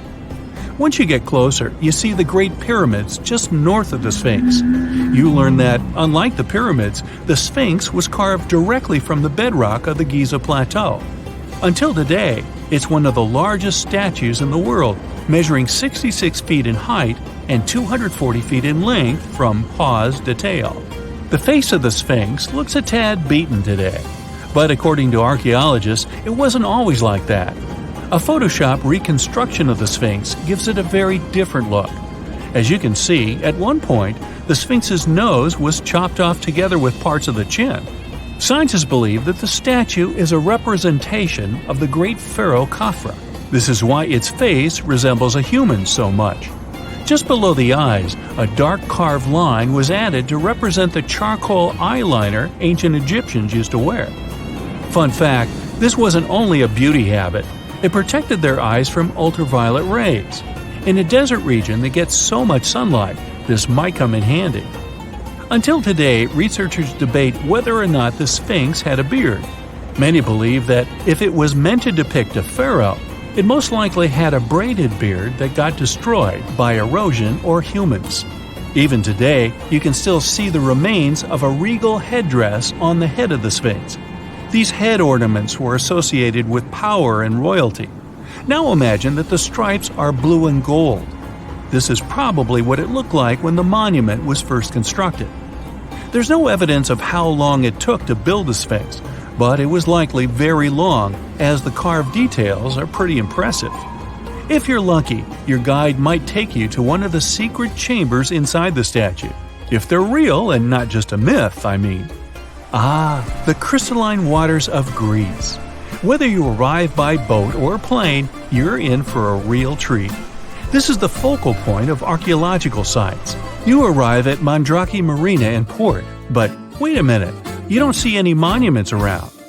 The Colossus of Rhodes is nowhere to be found at first glance. That's because it was destroyed long ago.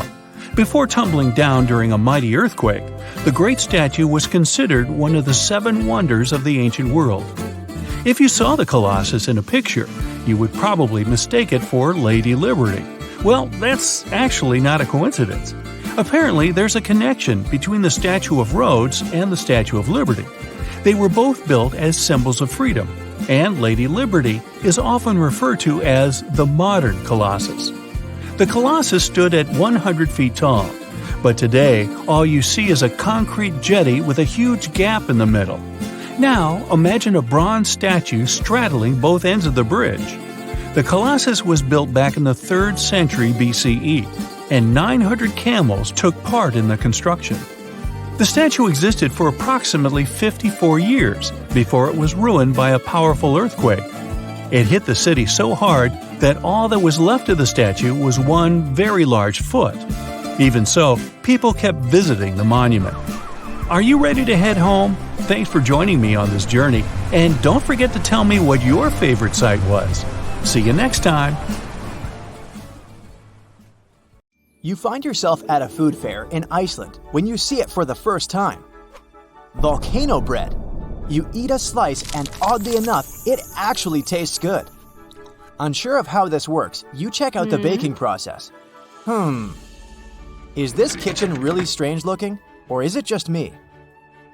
The baking spot is in nature, specifically in a hot springs field. You better watch your steps so you don't get burned by the hot vapor jolting from the ground. Now, a local baker shares their traditional rye bread recipe with you. Rye flour, check. Yeast, check. You mix it all together and pour it into a metal pot.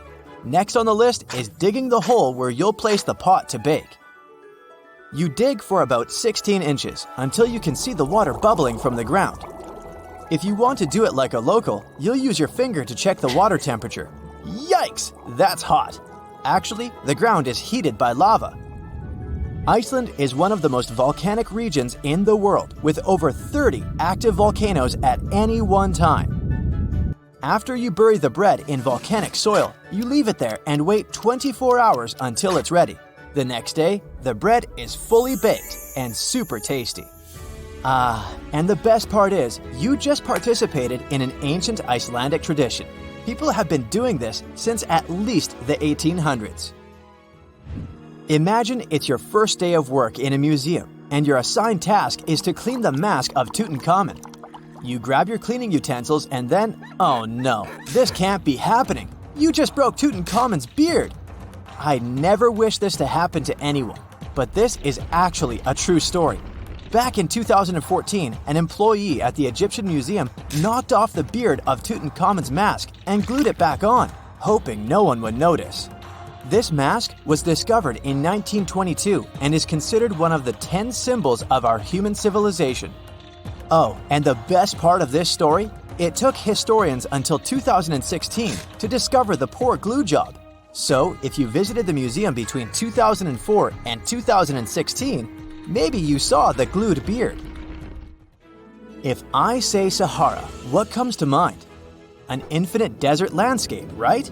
Well, according to scientists, the Sahara isn't always a desert. From time to time, it becomes green. But you probably won't be seeing this in your lifetime. Every 10,000 years, the Sahara lives through a humid period, where the sand gives way to lush green vegetation and sparkling lakes. This happens due to a tilt in the Earth's axis, which affects different weather patterns around the globe. Can you imagine the Sphinx surrounded by rainforest? It's mind-blowing. And speaking of the Sahara, say you traveled back to 1800 BCE. If you timed it right, you might get to see the construction of the so-called Black Pyramid in the city of Dashur. These are not the famous Giza pyramids, but they serve the similar purpose of being a final resting place. In 1892, archaeologists excavating the area found an important part of the Black Pyramid that was lost for centuries. The benben, also called a pyramidion, was the tip of ancient Egyptian pyramids. A benben consists of a solid block, usually made of limestone. Most of them were covered with gold and reflected the first rays of light from the sun every day. Can anyone get me a time machine, please? Remember when you ate something really spicy, your cheeks turned red? Apparently, that can happen to birds too. For example, canaries can change colors after eating peppers. These birds have a special pigment that allows them to switch shades depending on their diet. So, if a yellow canary eats red peppers, it can turn orange or red. Can rocks move on the ground on their own? Well, you might be under that impression if you visit Racetrack Playa in California. The site is a dry lake bed and home to one of the world's strangest phenomena, the so-called sailing stones. Think 100-pound rocks moving around alone, leaving behind trails as long as 1,500 feet. They were discovered in the 1900s, and until recently, no one was lucky enough to be on the site while they were moving. It was only in 2014, after much observation and research, that scientists solved this mystery. The sailing stones appeared because of the perfect balance between wind, ice, and water. When it rains, the water that falls on the ground freezes and forms a coat of ice above the ground. If it's windy, the rocks are easily pushed around, sailing along the lake bed. But hey, if you ever visit Racetrack Playa, don't disturb the rocks. On the western coast of France, you'll find the vacation hotspot known as the island of Ré. It attracts tourists looking for scenic landscapes and beautiful beaches, but that's not all it's famous for. There, an extraordinary phenomenon occurs when two different wave patterns collide with each other, something called a cross sea. It's almost as if the sea were a checkerboard divided into hundreds of squares. And no, it's not an optical illusion. A cross sea only happens in places where different quality waters meet. For a tourist to see the cross sea in Ré, this probably means that there was a storm in a different sea nearby. This stormy water travels with the help of currents and meets the water of Ré, creating these oddly shaped riptides. Oh, and apart from this island and Israel, there's nowhere else in the world where you could see such a thing. The following sight will either give you goosebumps or make you marvel at its weirdness. I'd say it depends on the time of day you visit. Next to the small town of Gryfina in Poland, you'll find a very unusual sight, a pine tree forest where each tree is bent at its base. If you visit during the daytime, I guess you'll be fascinated by these trees' sharp 90-degree curves. You can even use their trunks as a stool if you decide to have a picnic, for example. But visiting the site at night will most likely give you chills. A thin layer of fog hovers around, making the forest seem quite unwelcoming. Scientists still can't explain why the trees are the way they are. So, are you a daytime or nighttime visitor? You went for a hike and suddenly encountered a big cloud of fog. This may ruin your photo ops, but there's one thing you can hope for. Foggy days are the perfect conditions for a phenomenon called fog bow, otherwise known as a white rainbow. This happens because of numerous tiny water droplets that cause fog, smaller than 0.002 inches. So, instead of the multicolored bow, you get a transparent one, with red outer edges and a bluish inner edge. Now, say you're roaming in a little town in Europe, appreciating the century-old buildings and good summer weather. You feel hungry and decide to type into your Google Maps the name of that restaurant your friend recommended. It's only 10 minutes away by foot. You follow the blue dot on your GPS and arrive at your destination, quick and easy. We all love this free piece of technology, don't we? But what if I told you that the US spends over $2 million daily to maintain the satellites to make it work? Yep, that's the price. And to implement it, they spent over 12 billion US dollars. Have you ever heard of something called a natural snowball? This could be proof that nature is really perfect. In 2016, the beaches of the Gulf of Ob in northwest Siberia were filled with rows of giant snowballs. Think balls measuring up to 3 feet across. This rare yet beautiful natural phenomenon happens when small pieces of ice are rolled by strong winds and water. The further they roll, the more ice they gather, and the more that ice is polished. They end up as giant, perfectly shaped snowballs. They look pretty amazing on their own, but it's quite a sight when hundreds of them are together. Why is Australia so strangely empty? Why haven't we discovered so much of the ocean? Is our planet a perfect sphere? And was the Earth once more purple than green?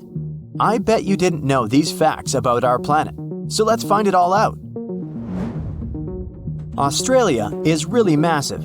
To make it easy to understand its size, it's nearly as large as the entirety of Europe.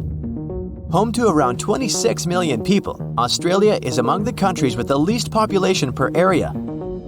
It's ranked only 55th for the highest population in the world, while it has the 6th largest land area. Why is so much of it empty? A good guess would be the many dangerous animals hiding behind every rock. At least this is enough for me to avoid Australia. But there's one specific reason to explain this. The dryness of Australia ensures that 85% of the population lives within 30 miles of the coast, and 80% of them live along the eastern side, where rainfall is more common. But although there is an overall lack of rainfall, only 20% of Australia is unlivable desert, and only 40% is considered not habitable by human standards. The water consumption is actually higher than their average rainfall each year, but there is a further ancient water source hidden way below, which can support a much larger population. It's one of the largest underground freshwater resources in the world, the Great Artesian Basin.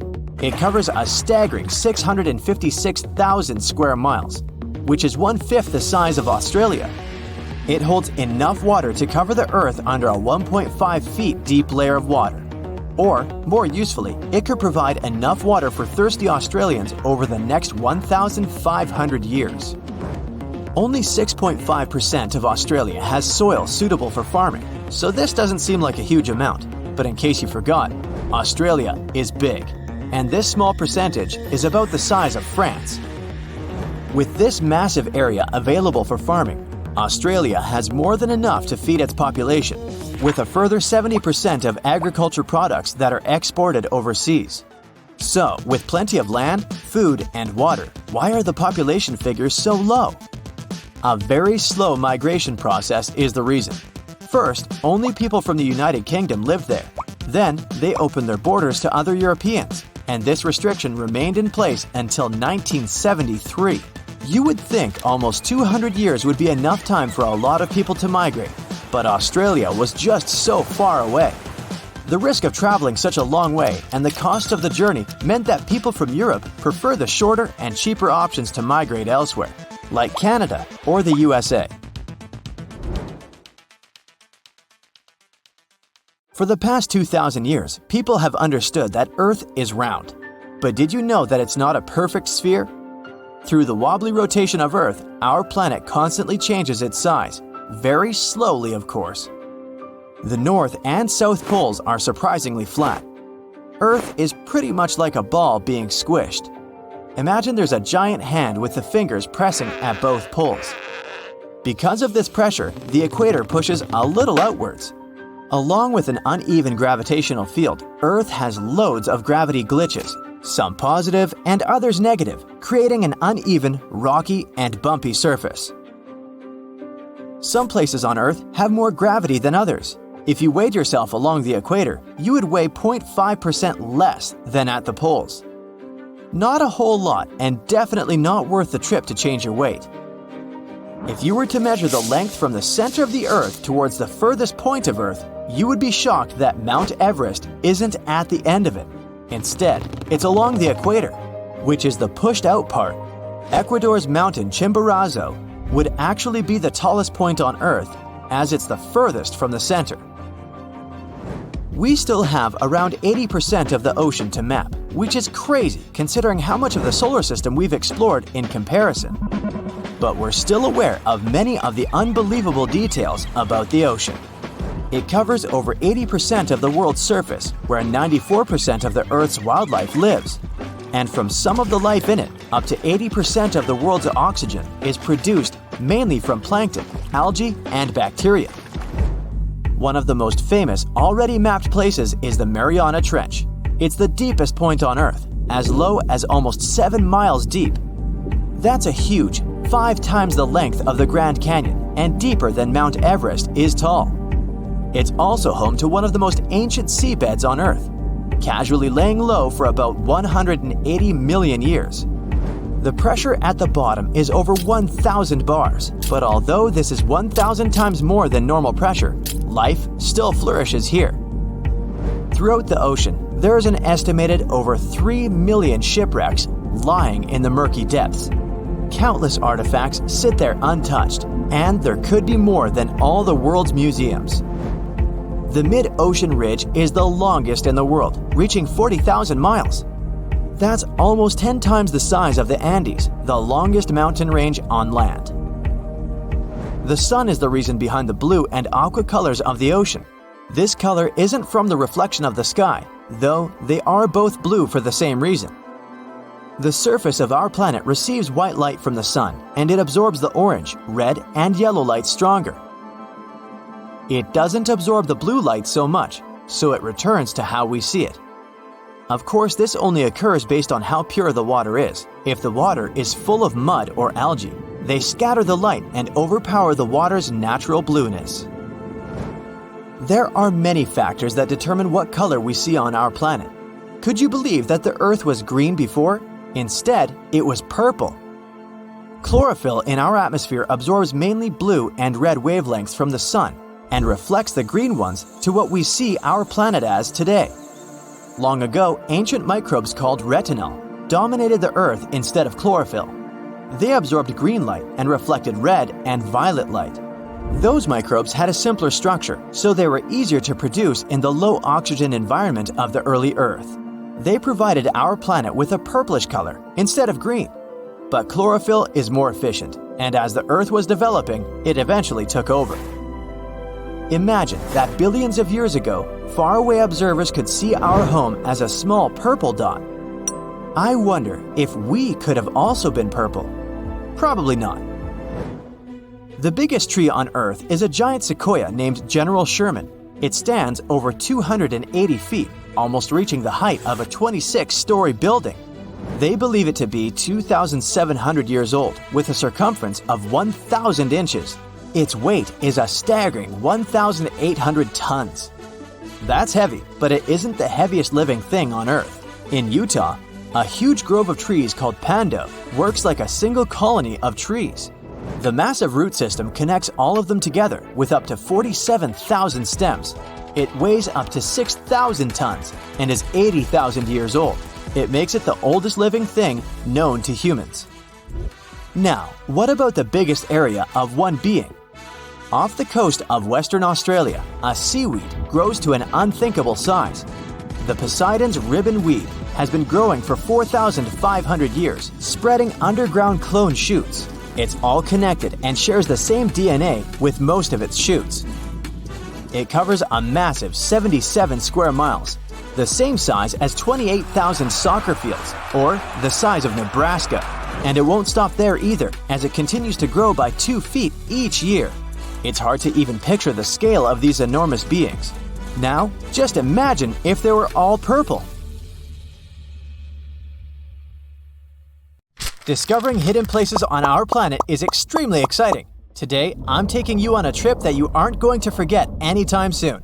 But suit up, this is about to get very cold. You hop on a plane and land on the ice-covered island of Greenland. An unbelievable view of the Aurora Borealis, aka the Northern Lights, is greeting you. You can't believe your eyes. Your guide tells you how rare this phenomenon is. Usually, people spend days trying to hunt it down. You feel lucky and take your time to appreciate these beautiful dancing greenish lights. You're glad you brought your camera along, aren't you? Between clicks, you learn that the aurora borealis is the result of some rather rough events. This spectacular light show occurs when energy particles from the sun slam into Earth's upper atmosphere. On day 2, you continue to explore the place by air. This may not come as a surprise, but Greenland is one of the world's largest islands. This time, on board a helicopter, you can see the infinite icy landscape. In case you're curious, you're now flying over 656,000 square miles of thick ice. Oh, what's that down there? It looks like a family of polar bears. You don't want to get too close, of course. The conditions in Greenland might be too tough for people to live there, but some animal species do very well in this land of ice. Those are reindeer, wolves, and Arctic foxes. On your way to Greenland, you probably made a pit stop in Copenhagen. Denmark is one of the few countries that have commercial flights to Greenland. You didn't know this before, but you find out that the island is actually part of the Kingdom of Denmark. On a map, it's right between the Arctic and Atlantic Oceans. You're lucky to have a local pilot that tells you about the secrets hidden in this scenery. Under this 2-mile thick white surface, there's an entirely different world. A world filled with canyons, meteor-carved craters, and millennia-old plant fossils. You are beyond excited to go visit one of these spots, but of course, you'll have to use your imagination, as all of it is hidden under ice. Believe it or not, nearly 80% of the island's surface is covered with it. The first stop on your tour is Greenland's Grand Canyon. You land not far from it, somewhere in the northern part of the island. You may know that canyons are deep, narrow valleys with steep sides, but I bet you didn't know that the word canyon actually comes from the Spanish word cañón, which means tube or pipe. Now, this Grand Canyon has some similarities with the one in the US. First of all, in size. It's at least 460 miles long and up to 2,600 feet deep in some places. There's a true subglacial valley down there, and if you're wondering how this happened, well, the canyon had probably been formed by a river that had been flowing through Greenland before the ice took over. Oh yeah, Greenland hasn't always been covered with ice. It was once green, no pun intended.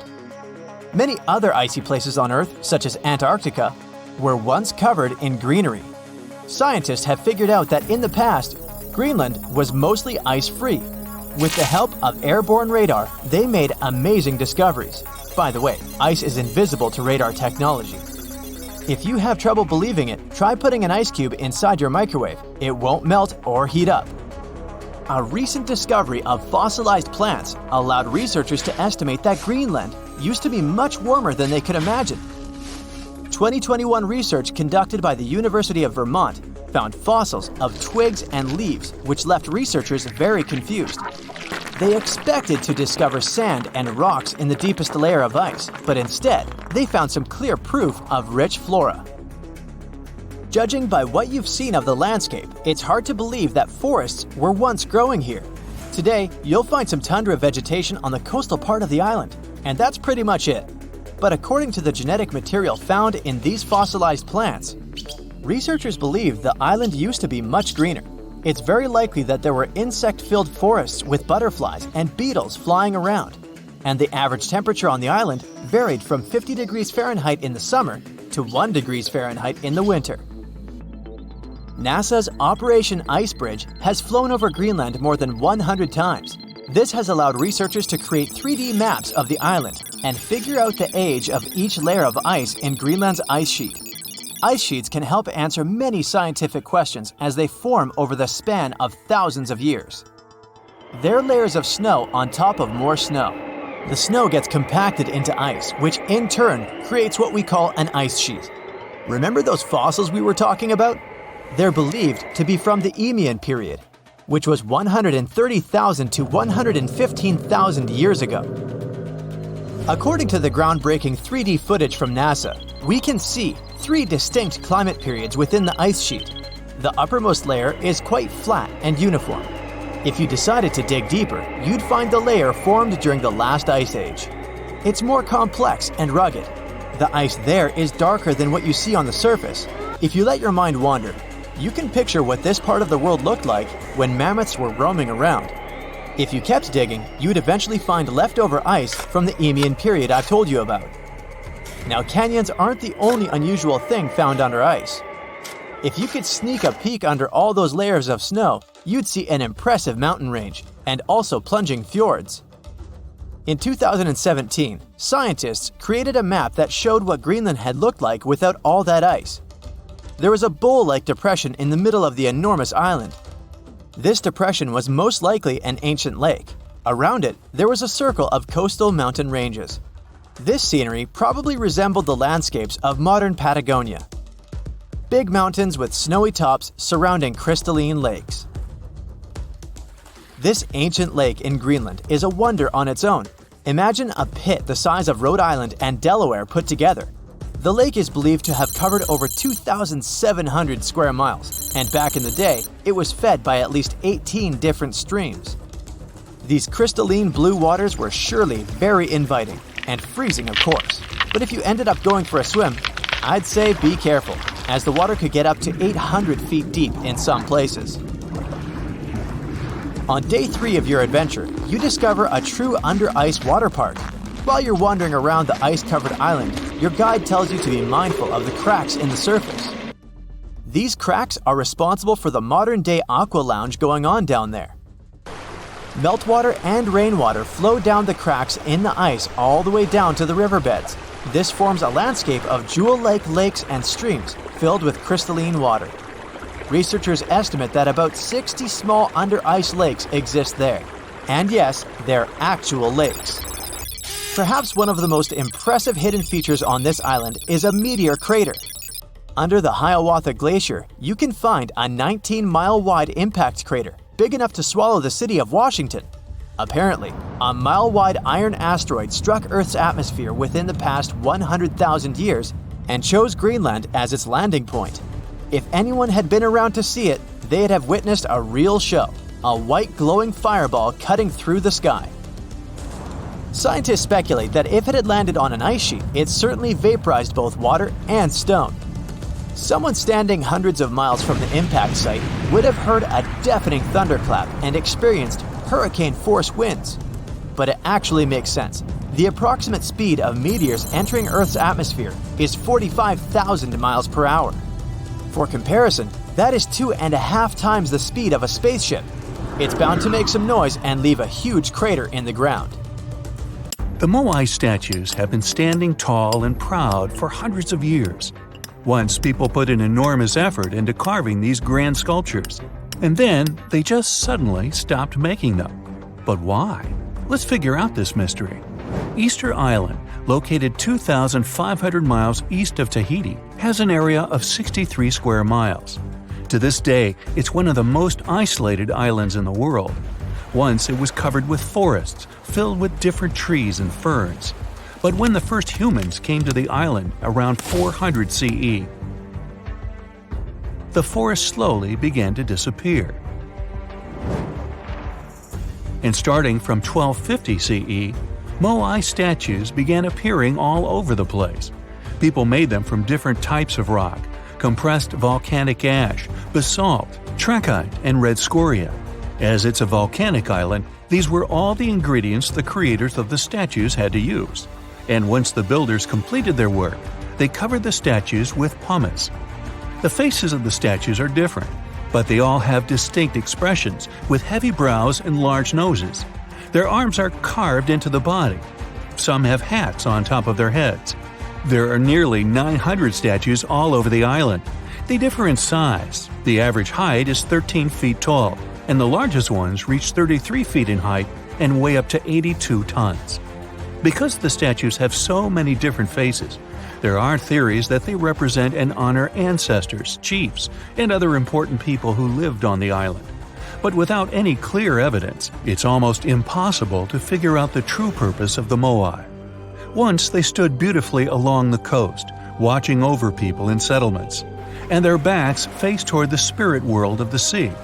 When Europeans first discovered the Moai statues in the 1700s, many of them had already toppled over. and the construction of statues had stopped way earlier than that. Huge amounts of effort were put into making these things. Expert craftspeople spent a great deal of time slowly carving the statues with basic picks. A team of up to 6 people would work hard for an entire year to make just one statue. Then they often had to transport it to its special place on the island, as far as 11 miles. With the help of carbon dating, experts have managed to figure out that the statues started to appear in 1250 CE. And then, suddenly, in 1500 CE or so, the process just stopped. The creators of the statue just left their stone chisels where they were last used, and only a quarter of all the statues were actually placed where they were supposed to be. Half of them still remained in the quarry, while others were left on the ground mid-transit. Something happened on the island, and it caused everyone to just lose interest in the statues. There are many theories around why it could happen, and they mostly relate to deforestation. Islanders may have used wood to move the statues across the island. They possibly did this with the help of sleds and ropes, or even used logs to roll the statues or canoes to float them. The wood started to deplete eventually. Trees on the island took very long to grow, and rats ate most seeds. People had many uses for wood, and they needed it not only for practical things, but also to create other statues. Another reason why the inhabitants of the island could have stopped building the statues might be that they were busy with other projects. Specialized rock gardens were becoming more common with a growing population. They were great for the soil, keeping it warm and fertilizing it at the same time. Islanders spent much time and effort making these rock gardens, and there simply wasn't enough time to focus on building and moving the statues. Another theory suggests that what people believed in changed over time. Supposedly, the islands once saw the statues as a connection to their ancestors. After some time, though, rituals depicting a show of strength and endurance became more widespread. And with these rituals, islanders started to carve images related to seabirds. Seabirds became the main animal on the island. People started to believe that their ancestors looked over them through birds instead of the statues, so there was no longer a reason to build the moai. Anyway, these theories might be true, but the main problem was that the small island couldn't support a growing population. What was once a lush land covered in forests quickly became a barren landscape. For the first few centuries, people relied on forest resources, but agriculture became more important sometime after 1550, when forests disappeared. Tribes that once worked together to build the fantastic monoliths focused on competing against one another instead. During this struggle for land and resources, the moai statues were toppled over because people wanted to reduce their significance. Over the following centuries, all the statues were pushed over, but not all of them deliberately. Many fell naturally after being neglected for so long. Some even ended up in the ocean water surrounding the island, and there they sat for a while. But there was some good news for these statues. They were re-erected, providing a great experience for visitors from all over the world. If you make a journey all the way to this isolated island, the first question you'll probably ask will not be how the statues were made or how they were moved. It will be, how on earth did anyone even make it here in the first place? It was one of the most amazing feats ever. The Polynesians sure did some pretty extraordinary things. From as early as 1500 BCE, these boat-faring people began to explore their world. They used the most advanced marine inventions of their time. They sailed across the ocean in catamarans and outrigger boats, starting in Southeast Asia and inhabiting many more places throughout the Pacific. They lived as far north as Hawaii in 900 BCE and all the way to the south in New Zealand by 1200 BCE. And the farthest journey to the east was, of course, Easter Island. In only a few hundred years, these early sailors inhabited an area of thousands of square miles. They simply memorized where they had already been, and this way managed to navigate the ocean. They used a wide range of techniques. They watched the sun as it rose and set during the day. Stars helped them at night. If it was overcast and sailors couldn't figure out direction visually, they used other brilliant methods. They watched the movements of ocean currents and wave patterns and paid attention to bioluminescence in the water. These patterns helped them find where specific islands were located. These seafarers even understood how islands and atolls in the distance caused air and sea interference patterns. Birds provided them with certain signs too. Some of them migrated long distances from one island to another, which gave travelers some kind of a visual connection for their route. Other types of birds had specific feeding times. Sailors knew when and where they hunted and directed their boats depending on where these birds fed. Vikings certainly get way too much credit for their seafaring abilities. Where they used a sun compass, the early Polynesians relied purely on the knowledge of how nature itself could guide them. Their skills were so advanced that in 1769, Captain James Cook, an English explorer, even hired a Polynesian navigator because of his extensive knowledge of the seas. But even more surprising was the fact that he drew a map from memory. It covered an area that was 2,000 miles wide.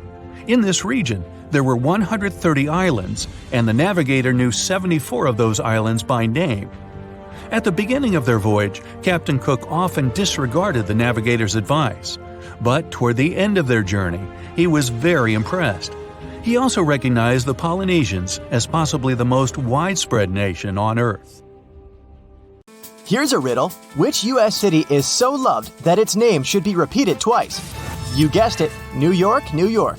But the thing is, how much of New York do we really know? I'm talking about the city that lies under the city. Dare to join me on an underground tour of the Big Apple? Then grab a flashlight. It's about to get dark. We'll start in the heart of Manhattan, in the front of the Romanesque City Hall building.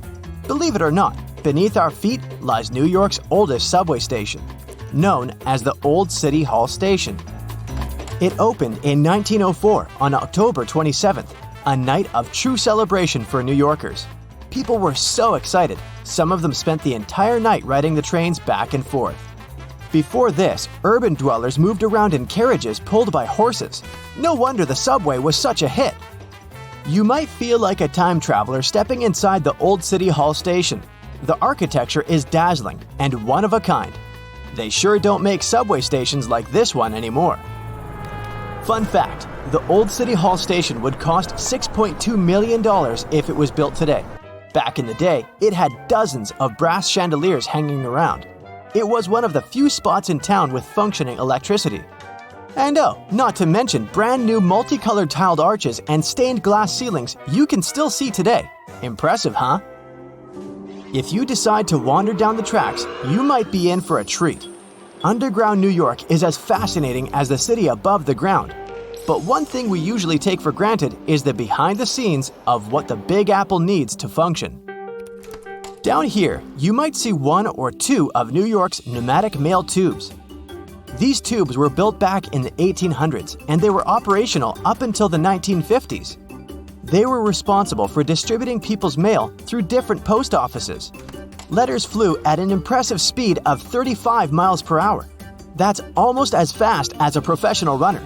It sure sounds like a useful system. But I have to say, it feels weird imagining people's correspondence flying around 15 feet underground. Back to street level. We'll wander around fancy Lexington and Park Avenues. If you look up, you'll see the famous Waldorf Astoria 5-star hotel. Many celebrities have stayed there, including John Lennon and Yoko Ono, as well as presidents such as FDR. This is why the hotel used a secret infrastructure to sneak people inside and out. Under the building, a tunnel known as Track 61 connected the Waldorf Astoria to Grand Central Station. The track was deactivated in the late 70s, but some people say Andy Warhol threw a party there in the 80s. I bet that was something. For the next part of our visit, we'll have to take the subway uptown. We'll get off at 125th Street and find ourselves on the scenic waterfront of Riverside Park. Here, you'll find abandoned tracks of an old metro line. If you follow the tracks, you'll get to an underground graffiti gallery, aka the Freedom Tunnel. The tunnel is named after a graffiti artist from the 80s who is commonly known as Freedom. While exploring these tunnels, we'll see over 40 graffiti pieces he painted over 15 years. There are spray paints of James Dean, Mona Lisa, and even a self-portrait of Freedom himself. Moving on, let's wander around the northern part of NYC for a bit. Walking in Van Cortlandt Park will feel like hiking upstate, but believe me, you're still in the city. Along the way, you'll encounter some big ventilation towers made of stone. These towers were once part of an old New York infrastructure. They make up the remains of what used to be the Croton Aqueduct. In the 1800s, the city's water supply flowed through a 41-mile-long underground tunnel, all the way from Croton River in upstate New York to Bryant Park in Midtown Manhattan. Oh yes, and I should probably tell you that Bryant Park wasn't a park. Instead, it hosted a colossal stone structure that looked pretty much like something ancient Egyptians would build. This 4-acre structure served as the city's water reservoir.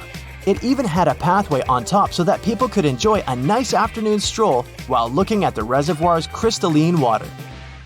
Now, all this exploring might have made you hungry, but don't worry, our next stop includes a yummy treat. We'll have to leave Manhattan and make our way to Brooklyn. In case you didn't know, New York City is made of 5 boroughs: Manhattan, Queens, Bronx, Staten Island, and Brooklyn. Crown Heights, that's our stop. Would you believe me if I told you that beneath these streets lie caves full of aging cheese?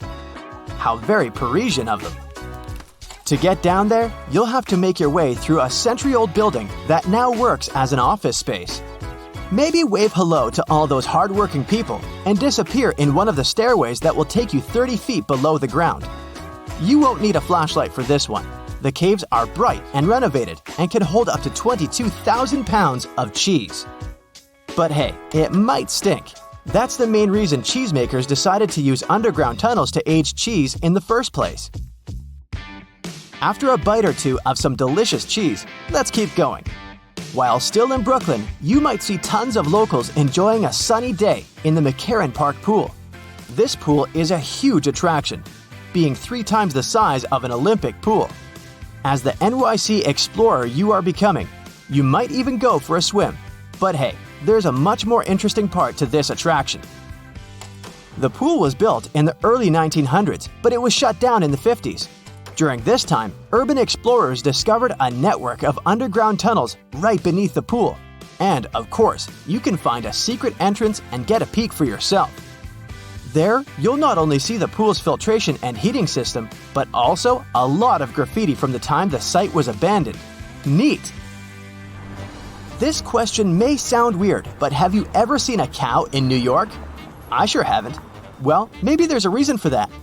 Apparently, New York still has underground tunnels that were constructed for the transportation of cattle. Once New York started to flood with automobiles, cows became a burden for traffic.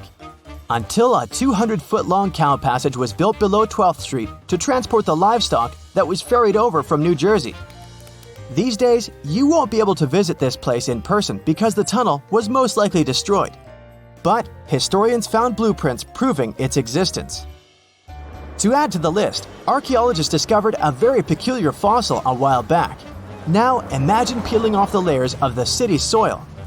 First, at 15 inches, you'll find a layer of wires. I'm talking TV cables, electricity, and all that.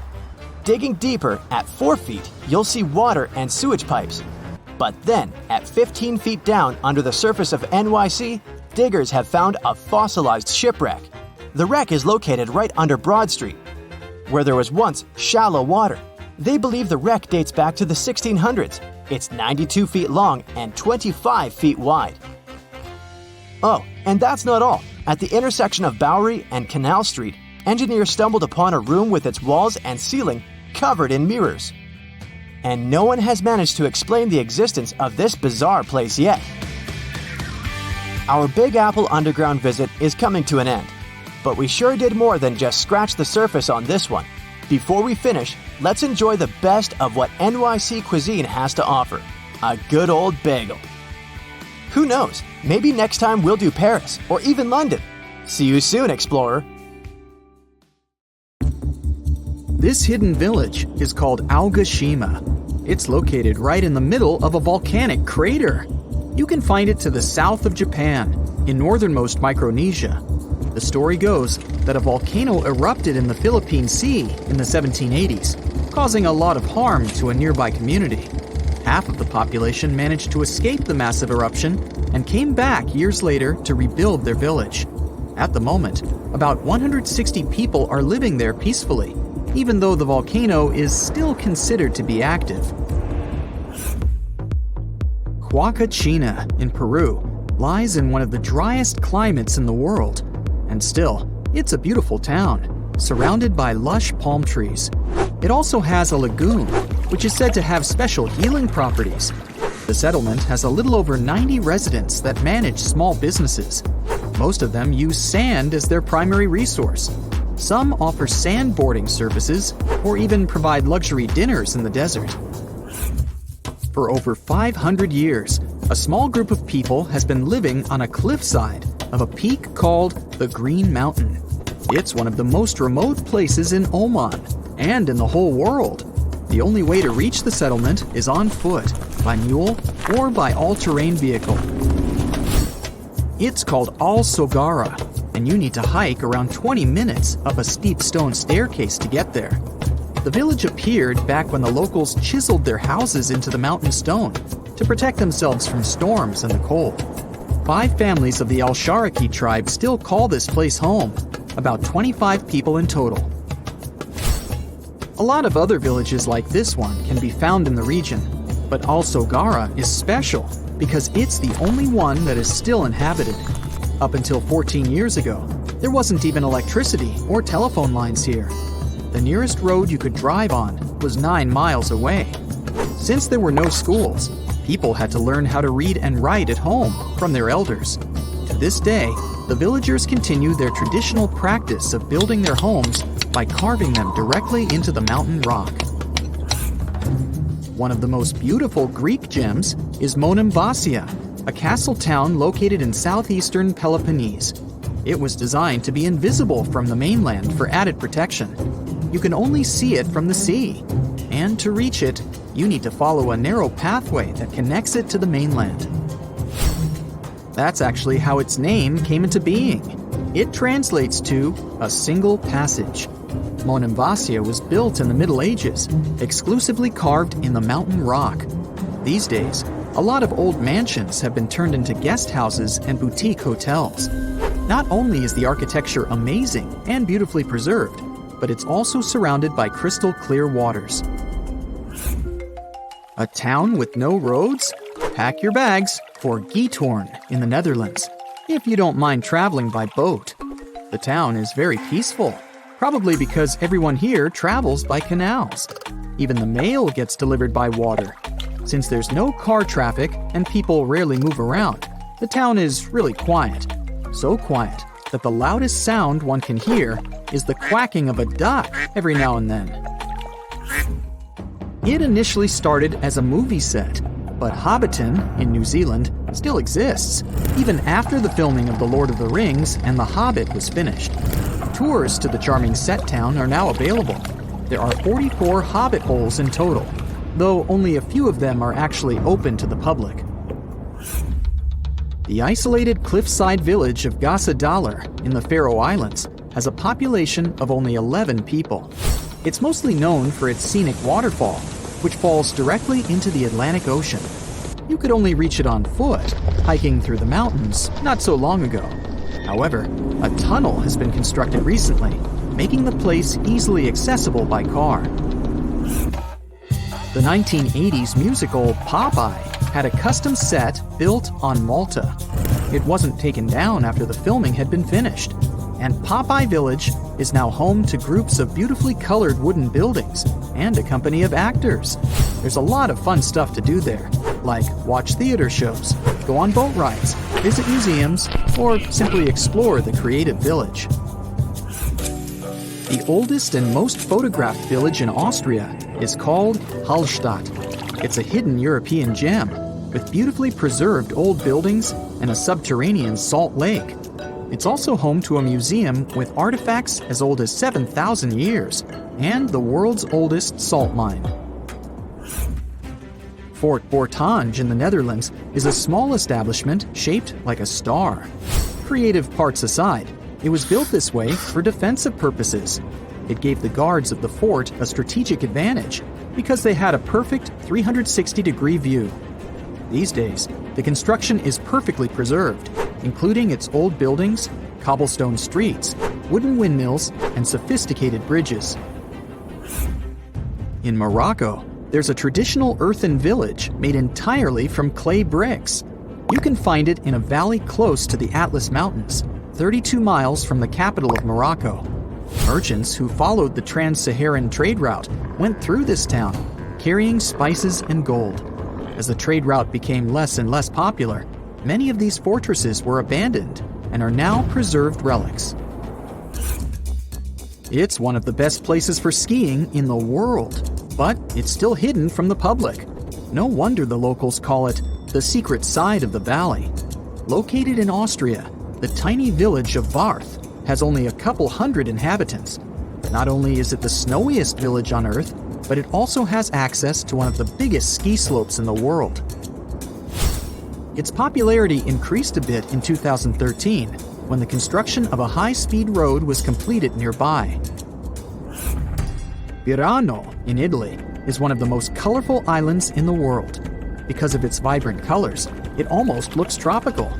It features emerald green waters, beautiful houses, and a 17th century bell tower. Its lace-making tradition brought Leonardo da Vinci to the island back in the 1400s. He bought a piece of cloth there and later used it for the design of the famous Dome of Milan. If you have a UK passport, you must be familiar with the beautiful small town of Bibury, as its scenery is featured in your ID. It's surely one of the most charming towns in Europe, as it's made up of stone buildings standing on the River Colne. The image in the UK passports is that of Arlington Row, a line of weavers' cottages that date back to the 14th century. The town of Coober Pedy in Australia is partially underground.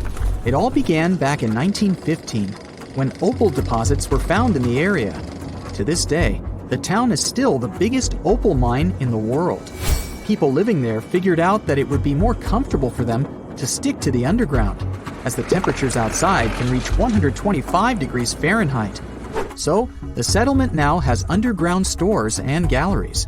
Coober Pedy is also home to the world's first 4-star underground hotel. To visit the most remote location in the whole world, you'll need to prepare yourself for quite a journey. If you're traveling from the United States, for example, the easiest route is a 15-hour-long flight to Cape Town, South Africa, followed by a 6-day boat ride. Only after that will you reach Tristan da Cunha. Or you can take a month-long cruise across the South Atlantic Ocean, whatever works better for you. Planning in advance is a must, since there are only 9 boat trips to the island yearly. The island itself is just 7 miles long. Sitting right in the middle of the South Atlantic Ocean, it covers a mere 37.8 square miles. The 300 residents are all farmers. They have the internet, but it's really slow. As for a phone network or a local newspaper, neither is available. The inhabitants of the island speak a dialect of English that is used by the smallest number of people in the world. You've just reached your perfect spot on a deserted beach. It's so quiet here that you start to doze off. But as you open your eyes, you are shocked. Wait a minute, is that an actual house that's just been washed up on the shore? It may sound like the beginning of a sci-fi novel, but not if you live near this beach in El Salvador. There's a mysteriously abandoned house there that looks as if it's just been washed ashore. How did this villa end up there? How long has it been here without anyone noticing it?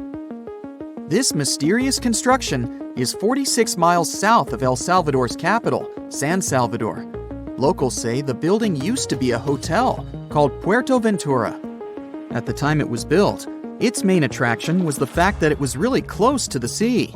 Unfortunately, the engineering behind it wasn't well planned out, all because locals didn't need any official permission to start the construction. The hotel was too close to the water and dangerously exposed to the elements.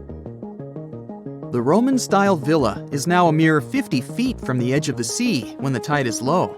It can only be accessed in the morning, because later, the tides fill the first floor with salt water. What's now left of the hotel looks like the ruins of a 2-story house. The front part is very impressive, with Roman-type pillars. It also has wide windows on the second floor. You can still see parts of the iron structures and remains of what used to be the gateway to the second floor. There are some bleachers at the top of the building. They're sometimes used by tourists. More and more people are now browsing the area, taking photos, even though the building is obviously not safe for climbing. There's little information on how long it's been sitting in its current location, but some locals say it's been there for at least 20 years. It had remained a local secret for years before it was discovered by a TikTok user in 2021. But that doesn't answer the question. How did the hotel end up in another location altogether? This is where things become a little fuzzy. While some locals say that the building was abandoned decades ago, others claim it was deserted after Hurricane Mitch hit the area back in 1998. Hurricane Mitch was one of the most dangerous weather phenomena to ever hit Central America. During the storm, the winds traveled at 178 miles per hour, and the hurricane itself lasted for about 15 hours. It was also the cause of a huge amount of rainfall, which resulted in floods and many dangerous landslides. Being built so close to the shoreline, the former hotel had little chance of surviving the extreme weather conditions, so it must have been literally displaced. After sitting under the sun, you might start dreaming of some snowballs getting washed ashore. To even out the temperature. I'm not kidding. This strange natural phenomenon did happen back in 2016. It resulted in about 11 miles of the coast of the Gulf of Aab in West Siberia getting covered with huge snowballs. Because of the low temperatures, small pieces of ice started to form in the water. Afterward, the wind and waves rolled them into giant snowballs. Some of them were the size of a tennis ball, but others were up to 3 feet wide. A 2004 Harley-Davidson night train motorcycle popped up ashore on a British Columbia beach back in 2012. It was neatly packed inside a shipping container. It took some time to do it, but the owner was eventually traced down. His name was Ikuyo Yokoyama, and he lost his motorcycle after a tsunami struck Japan on March 11, 2011. To get to its final destination, the Harley-Davidson traveled more than 4,000 miles. To celebrate its long journey, Yokoyama donated the bike to the Harley-Davidson Museum in Milwaukee. It's been on display there ever since, in case you want to visit. This strange phenomenon made it look as if someone spilled dish soap all over the beach. But it does happen pretty often in Queensland. Sea foam covers the shore there a couple of times each year. It mostly happens after a storm, when ocean waves move dissolved organic matter around. It's basically like a giant ice cream maker. After Cyclone Debbie back in March of 2017, some beaches actually needed to be closed because of huge amounts of white foam. The wind even brought some of that foam to the nearby towns, making locals believe it was snowing. Would you be surprised to see a 6-by-6-foot rusty metal die washed ashore on your local beach? Because back in 2017, people in Coeur d'Alene in Idaho sure were. It turned out to be an old storage tank. Someone decided to spice it up a bit by adding some white spots to make it look like a die. In 1992, thousands of rubber duckies got stranded at sea after a large container ship that was transporting them was hit by a wave. As you can imagine, the ducks started popping up all over the world, in Hawaii, Alaska, South America, Australia, in Europe, and even in the Arctic. It's estimated that a couple hundred of those unlucky rubber ducks are still out there. Interestingly, they turned out to be very useful to scientists. Based on their movements, researchers can monitor the direction of water currents. If you happen to like dinosaurs, you'll be happy to know sea waters can also bring ashore some fossils. In 2018, a large dinosaur jawbone ended up on the coast of Lilstock Beach in Somerset, England. It used to belong to a dinosaur called Ichthyosaurus. Thanks to this finding, scientists were able to make an impressive discovery. Before, they thought the Ichthyosaurus could reach a maximum length of about 69 feet. But after they studied the jawbone, they ended up recalculating the creature's size. They concluded that the Ichthyosaurus could grow up to 85 feet. The megalodon was the largest predator in our planet's history. It lived almost all over the globe, except near the poles. How do we know that? Because megalodon teeth keep appearing on beaches every now and then. One staggering megalodon tooth, which was way over 20 inches long, was discovered in a river in Croatia. Since these creatures have been extinct for about 3 million years, their teeth are highly prized by fossil hunters. A giant Lego man that washed ashore is something I never thought I'd hear about. And it turns out it didn't happen just once. There were 4 of these giant Lego men in total, each around 8 feet tall. One was found in England and one in the Netherlands, while the other 2 popped up in Florida and California. It was surely not a coincidence, and after some research, people found out that a Dutch artist was behind this. Ego Leonard started this project as a personal statement campaign. A short film was even made about this, and it was called No Real Than You Are. This sentence was written on each of the 4 Lego men put to sea. A bundle of over 50 letters was washed ashore in New Jersey on a beach in Atlantic Highlands back in 2012. It happened shortly after Hurricane Sandy had struck the area. A 14-year-old boy found the letters and gave them to his mom. She was so touched by them that she decided to carefully dry and return them to their owner. The letters were the correspondence of 2 people named Dorothy and Lynn. They were dated between 1942 and 1948. The last was written a week before their wedding. With the help of an online genealogy site, the woman reached Dorothy and returned the letters to the 88-year-old woman who was living in a retirement home. There are many myths around arguably the greatest structure ever built by humans, the Great Wall of China. Some say it's so grand that it's visible from space. Others claim that you can see it from as far as the moon. Other theories suggest that the builders of the wall were left inside. Well, sorry to disappoint you, but all these impressive stories are just myths. But even with those stories busted, the Great Wall of China is an impressive and truly breathtaking structure. So let me tell you its true story. Today, China is one of the most populated countries in the world, counting as many as 1.4 billion residents. It's also one of the oldest nations in the world. It has 3,500 years of continuous written history, but the civilization existed long before that. There is a theory that while the European continent, for example, was most likely reached by humans from Africa, China wasn't populated by settlers that came from somewhere else. Some people believe that the Chinese civilization got formed from local Stone Age people who lived on the territory since the prehistoric period. So now, the Great Wall of China. It's truly big even by today's standard, stretching for over 13,000 miles. To imagine it better, it's almost 5 times the distance between New York and Los Angeles. Or even a bit greater than the distance between the North and South Poles. Even in modern times, people have never built anything close to this big. Of course, it didn't take a day to build the Great Wall of China. 2? Keep going. In fact, the wall was being built for centuries. Maybe you know that ancient cities had walls around them to protect themselves from invaders. Yes, Chinese cities had them too. The first Chinese emperor united the country in 220 BCE and got a brilliant but very ambitious idea to turn all city walls into one big wall that would defend the country's border against attacks from the north. A trusted general directed the construction, enrolling a big group of workers, soldiers, commoners, and convicts. Back then, the wall was built of rammed earth and wood. In some places that were strategically important, the sections of the wall overlapped to provide maximum security.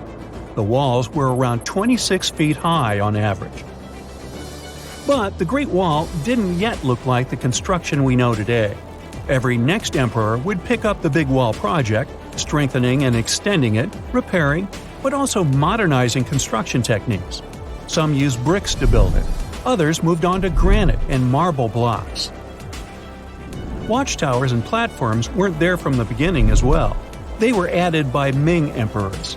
The watchtowers made it possible to communicate with other parts of the wall through smoke and fire messages. So, the wall is quite inconsistent in terms of material, but it only adds more charm to the construction and shows how much effort and time it took. The reasons why some parts of the wall have been standing for centuries and are still in good condition is glutinous rice flour. Turns out, this sticky rice mortar is almost like cement. It's very strong and waterproof, sealing the bricks so tightly together that even sneaky weeds can't grow between them. You may also notice that some bricks have writings carved on them. They were left by the workers who were building the wall. The purpose of those writings is quality assurance. They contain such information as location, quantity, and responsible officials. So, in the case of some problems with the quality of materials or constructions, it would be known who should be held accountable for it. Recently, a research group has looked through official historical documents of the Ming Dynasty that ruled China from the 14th to the 17th centuries.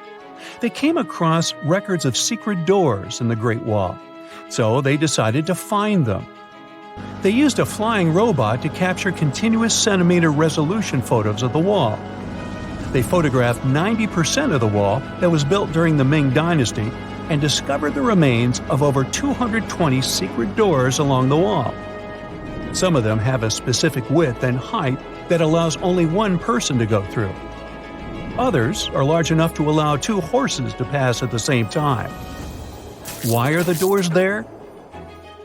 Well, the Great Wall's main goal was to protect the country from the enemy. Building doors that could let the enemy in would undermine the whole point of having a wall. So, of course, the doors were secret passages.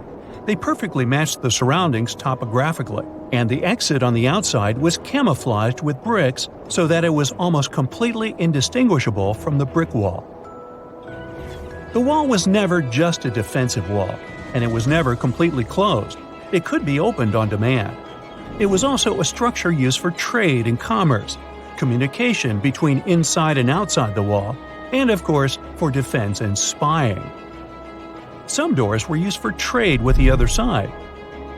Through smaller doors, a person would sneak out to spy on the enemy that lived on the other side. The hidden gates were also useful for a sudden attack. As you remember, some gates were camouflaged with brick on the outside. The exit was so indistinguishable that the enemy had no idea exactly where it was located. The inside entrance for Chinese soldiers was hollow, so they could walk through the wall and break the camouflaged exit gate from the inside, starting their surprise attack. Now, even though the main point was to prevent outsiders from getting into the city, the wall wasn't too effective on that matter. It could still be climbed over or marched around. So the wall was being watched at all times, and the guards gave signals to the troops if they saw the enemy approach. Also, the wall provided more time to mobilize and bulk up the country's forces or lure the enemy troops into a difficult strategic position. The construction stopped at the end of the 19th century. The wall lost its strategic and military importance due to technological advances. Over the centuries to today, only 8% of the Great Wall is in good condition, and the rest is damaged. Also, around 1/3 of the wall has disappeared without a trace, due to both natural erosion and human damage. I guess you could say it's now just a pretty good wall. As you remember, the first parts of the wall were built out of rammed earth and wood. These are not the most unfailing materials if we're talking about thousands of years. Also, destructive farming methods have turned large areas into a desert and contributed to erosion. Also, many bricks were taken away from the wall in the last century to be used in building farms and houses. The wall is being deconstructed stone by stone even today, but this time by tourists. Quite a few of them take a stone as a souvenir. That's a total of a lot of stones, considering that over 10 million tourists visit the Great Wall every year. Since 1987, the wall has been a UNESCO World Heritage Site, highlighting that it has an outstanding importance to humanity. The wall is one of China's 56 World Heritage Sites, second place among countries with landmarks protected by UNESCO. Who's first, you ask? Well, the top spot, with 58 World Heritage Sites, belongs to Italy. And do you know that the wall isn't only a famous tourist attraction, but also the location of the Great Wall Marathon? It's a marathon that was established in 1999 and is one of the most challenging ones in the world. You guessed right. People run along the wall, including all the steps. There are 3 distances, so that participants can run a full marathon that is 26 miles, a half marathon that's 13 miles, or just have a fun run of 5 miles. It all started with the home insurance building that was built in 1885 in Chicago. Just a 10-story building, but it was a revolution at the time. And that was the beginning of the era of skyscrapers. It was constructed using a revolutionary method. The building had an inner skeleton made of steel, which allowed the walls to be thinner and the whole structure being higher than ever. It stood until 1931, when it was demolished to build the Bank of America that stands even today. That very same year, the construction of the Empire State Building in New York was completed. The Empire State is as tall as 10 home insurance buildings on top of one another. That's the construction progress humanity made in just 46 years. The Empire State became the tallest construction in the world and held that status for 39 years. Now, a bit more than a half-century later, the Empire State Building is ranked 53 on the list of the tallest constructions. Humanity has climbed way higher. The tallest building in the world today is Burj Khalifa, located in Dubai in the United Arab Emirates. It's 2,717 feet tall, more than 2 Empire State Buildings on top of one another. Even though skyscrapers started out in the United States, they became tremendously popular in Asia. Just to put it in perspective, around 80% of the skyscrapers that exist in the world are in Asia. And in total, the continent has over 7,500 skyscrapers. The country with the most skyscrapers is China, having almost 3,000 of them. Why do they like skyscrapers so much? Well, Asia has the largest population in the world and their economy is booming. So, growing high is a perfect solution to fit as many people as possible in its cities. But close to China, there's also India, having almost the same population. Still, they have 10 times fewer skyscrapers, with their number being a bit over 200, and most of them being located in Mumbai. So why doesn't India build skyscrapers if it's such a great way to accommodate people? Turns out, the country strictly regulates the construction, saying that it's due to health and safety. You see, there's quite a popular urban theory that big structures that accommodate a lot of people lead to higher population density, more anonymity in the city, and lower safety in the territory. So India is trying to avoid it by building low. Problem is that when a city can't accommodate everyone who wants to live there, the cities start growing horizontally. One more thing is that the land and the apartments are very expensive due to their scarcity, so very few people can afford it. This way, India has started to loosen the restrictions recently and is now slowly allowing to build a bit higher. 34 skyscrapers are now under construction. Do you know what other place in the world refuses to build skyscrapers too? Europe. New York alone has more skyscrapers than all of Europe combined. There are just 250 skyscrapers in Europe, and half of them are in just 3 cities. Europe has a whole different reason to resist tall buildings. The history of skyscrapers goes back to just a bit over 100 years ago, to the 20th century USA. The USA is quite a young country, and the cities are still being built from scratch. There is a lot of available land. When the United States were being built, many European cities had already been around for dozens of centuries. There's not much more room for construction, and no one has any desire to take down the Colosseum and put some fancy skyscraper there instead. There was also no practical reason for changing things. The driving force of Asian and American skyscrapers is the booming population of the cities. Also, Europeans are very protective of their city skylines. The story comes to Brussels, the capital of Belgium, which even got the term Brusselization. In the 1960s, there were no zoning regulations and some buildings in Brussels were demolished. to make room for more modern buildings to develop business districts. Uncontrollable construction started, and modern buildings were built in random places around Brussels. They had no cultural or historical value, and they didn't fit in the city architecture at all, messing up the city's image. Many architects and people protested, and new laws were introduced restricting the demolition of buildings of historical importance and taking construction under control. Other European countries learned from Belgium's mistakes. Populations across Europe still dislike modern structures. Many cities adopted zoning regulations, and building a fancy glass skyscraper in Europe isn't that easy. Still, cities with big financial centers like London, Frankfurt, or Istanbul require commercial space. So, in some cities, there are several skyscrapers somewhere outside the historic centers, forming separate skyscraper districts. Rome, the capital of Italy and one of the oldest cities in the world, rejected skyscrapers completely, stating that no high-rise will ever appear there. Also, have you noticed that most skyscrapers are made of glass?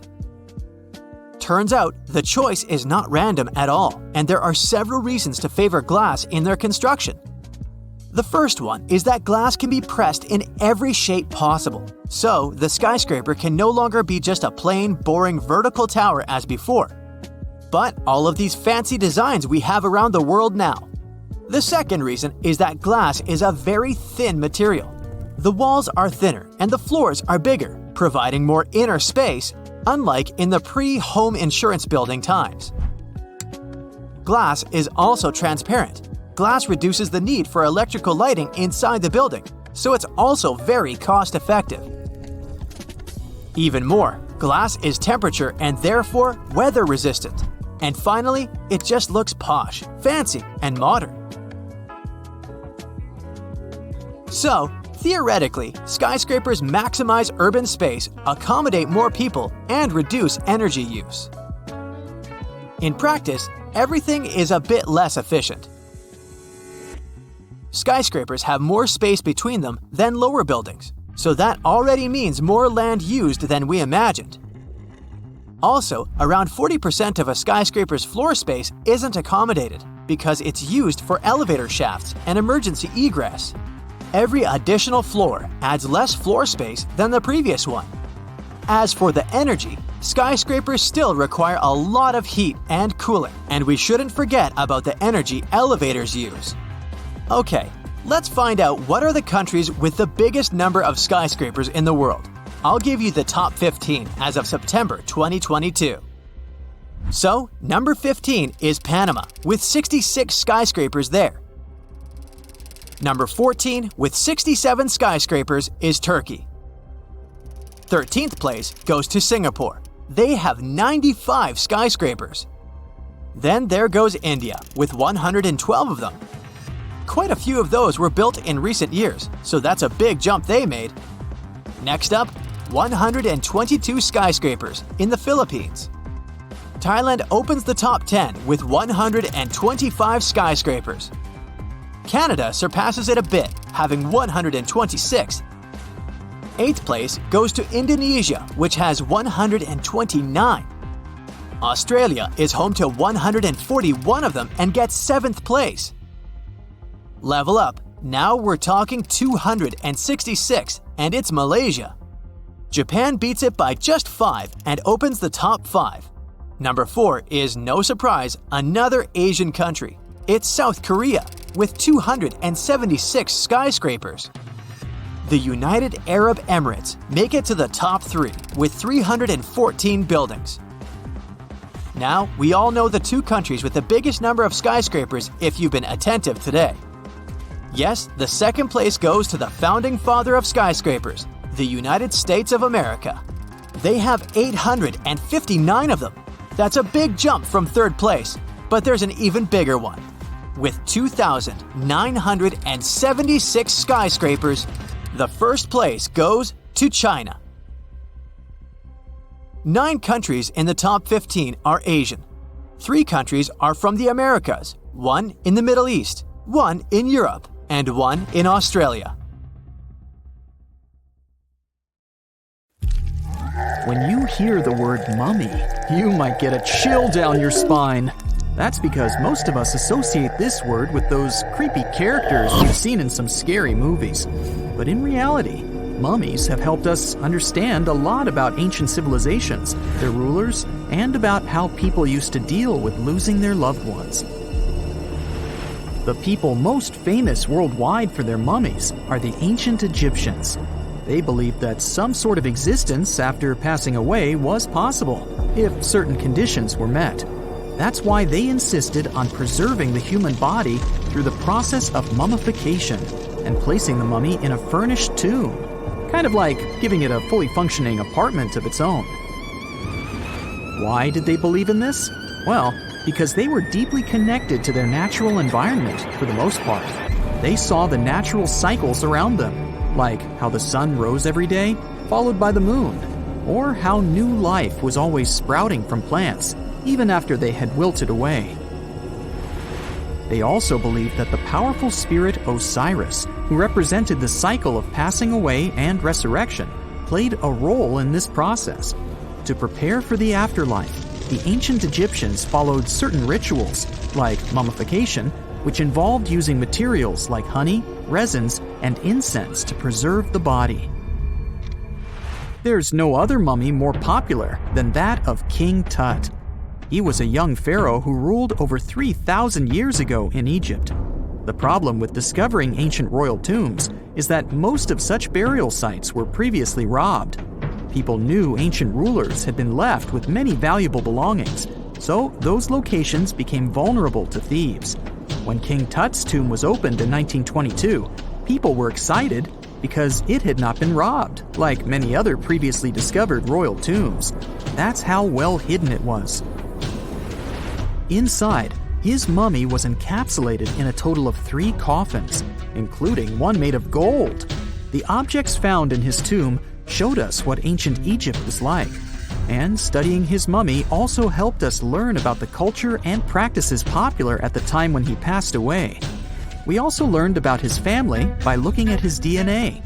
Scientists were able to discover that he had had a disease called malaria and a problem with his foot that might have made it hard for him to walk. Ramses II was another pharaoh in Egypt who ruled for 68 years, which was quite a lot back in the day. He was known for his expansion campaigns and building projects. Many objects from his time as a ruler still exist today, including a large statue of him. Ramses II was about 6 feet tall and lived to be about 90 years old. After looking at his mummy, scientists concluded that he may have had a medical condition that affected his spine. Now, remember those thieves I mentioned before? They are probably the reason why Ramses II ended up in a plain coffin in a secret collection of royal mummies at Deir al-Bahari, which was rediscovered in 1881. Thankfully, archaeologists were able to identify him because his journeys had been recorded on his wrappings. The process was really tedious too. In fact, in ancient Egypt, the mummification process could take a staggering 70 days to complete. A special person would say a very specific speech while delicately handling the body and drying it out using a type of salt called natron. They also used linen and resin to make the body look more lifelike and to wrap it in cloth. The tomb was equally as important for ancient Egyptians. The walls of King Tut's tomb, for example, were adorned with intricate artwork that depicted his journey to the afterlife, from his burial procession to his passage through the underworld. The ancient Egyptians believed that everyone made this journey after passing away, and they filled their tombs with items and paintings to help the person in their spiritual travels. Additionally, the walls of the tomb were decorated with spells from a special book, which contained a collection of poems that the Egyptians believed would help people reach the afterlife. And speaking of how important this journey was, people also placed food in these ancient tombs. In King Tut's tomb, archaeologists discovered 36 jars of vintage beverages and 8 baskets of fruit, which were believed to be left there to help him in his journey to the afterlife. The Egyptians believed that traveling to the afterlife took a really long time, so they left a lot of supplies, such as food and water, to sustain their loved ones. Pharaohs also generally had numerous luxurious garments and beautiful jewelry in their tombs to ensure that they would have a fashionable journey. These items included various types of linen clothing, such as tunics, scarves, gloves, and headdresses, as well as a lot of gold jewelry with precious stones, like bracelets, buckles, pendants, necklaces, rings, and even precious depictions of insects for protection. Some were also deposited with fans made from ivory and ostrich feathers to keep them cool in the afterlife. Some ancient rulers were even placed in their forever apartments along with boats. For example, Pharaoh Khufu built the Great Pyramid at Giza as his tomb, and a large ship was found inside. King Tut, however, was buried with multiple boat paddles, but no actual boat. Instead, he had 3 chariots and numerous walking sticks made of precious materials, perhaps indicating he'd rather travel to the beyond by land, not by water. Amongst the most interesting objects found near ancient mummies are bottles of oils and perfumes. If rulers were supposed to be fashionable, why not smell nice too, right? Also, some of them had some ancient kinds of board games, most of them made out of precious materials like gold or ivory. One of those games was called Senet.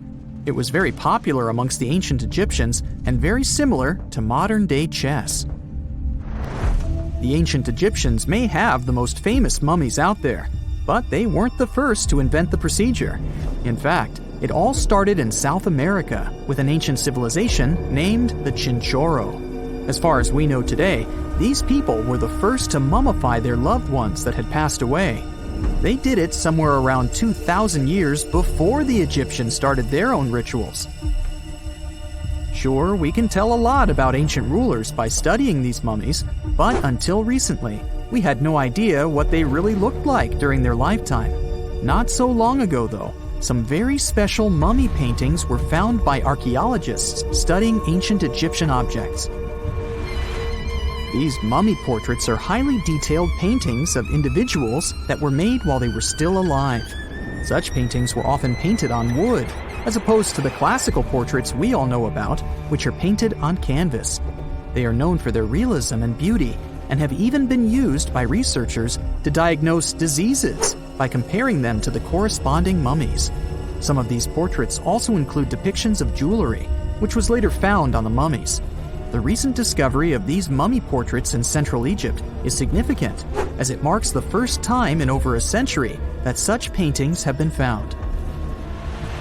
Mummies appeared all around the world naturally, too. Mummification can occur without people intervening because of natural conditions, like extremely cold or hot environments, places with a lack of oxygen, or accidental exposure to chemicals that preserve the body. These conditions don't allow bacteria to grow, resulting in the body remaining more or less intact. Famous Otzi was one of these mummies. We know today he was a man who lived around 5,000 years ago in Europe.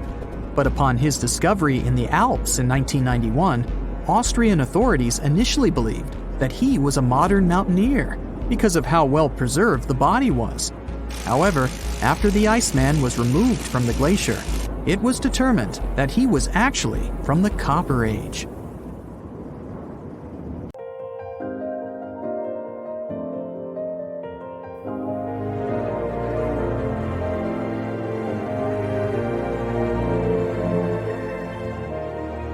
Welcome to No, a small town located in the south of Seward Peninsula on the west coast of Alaska.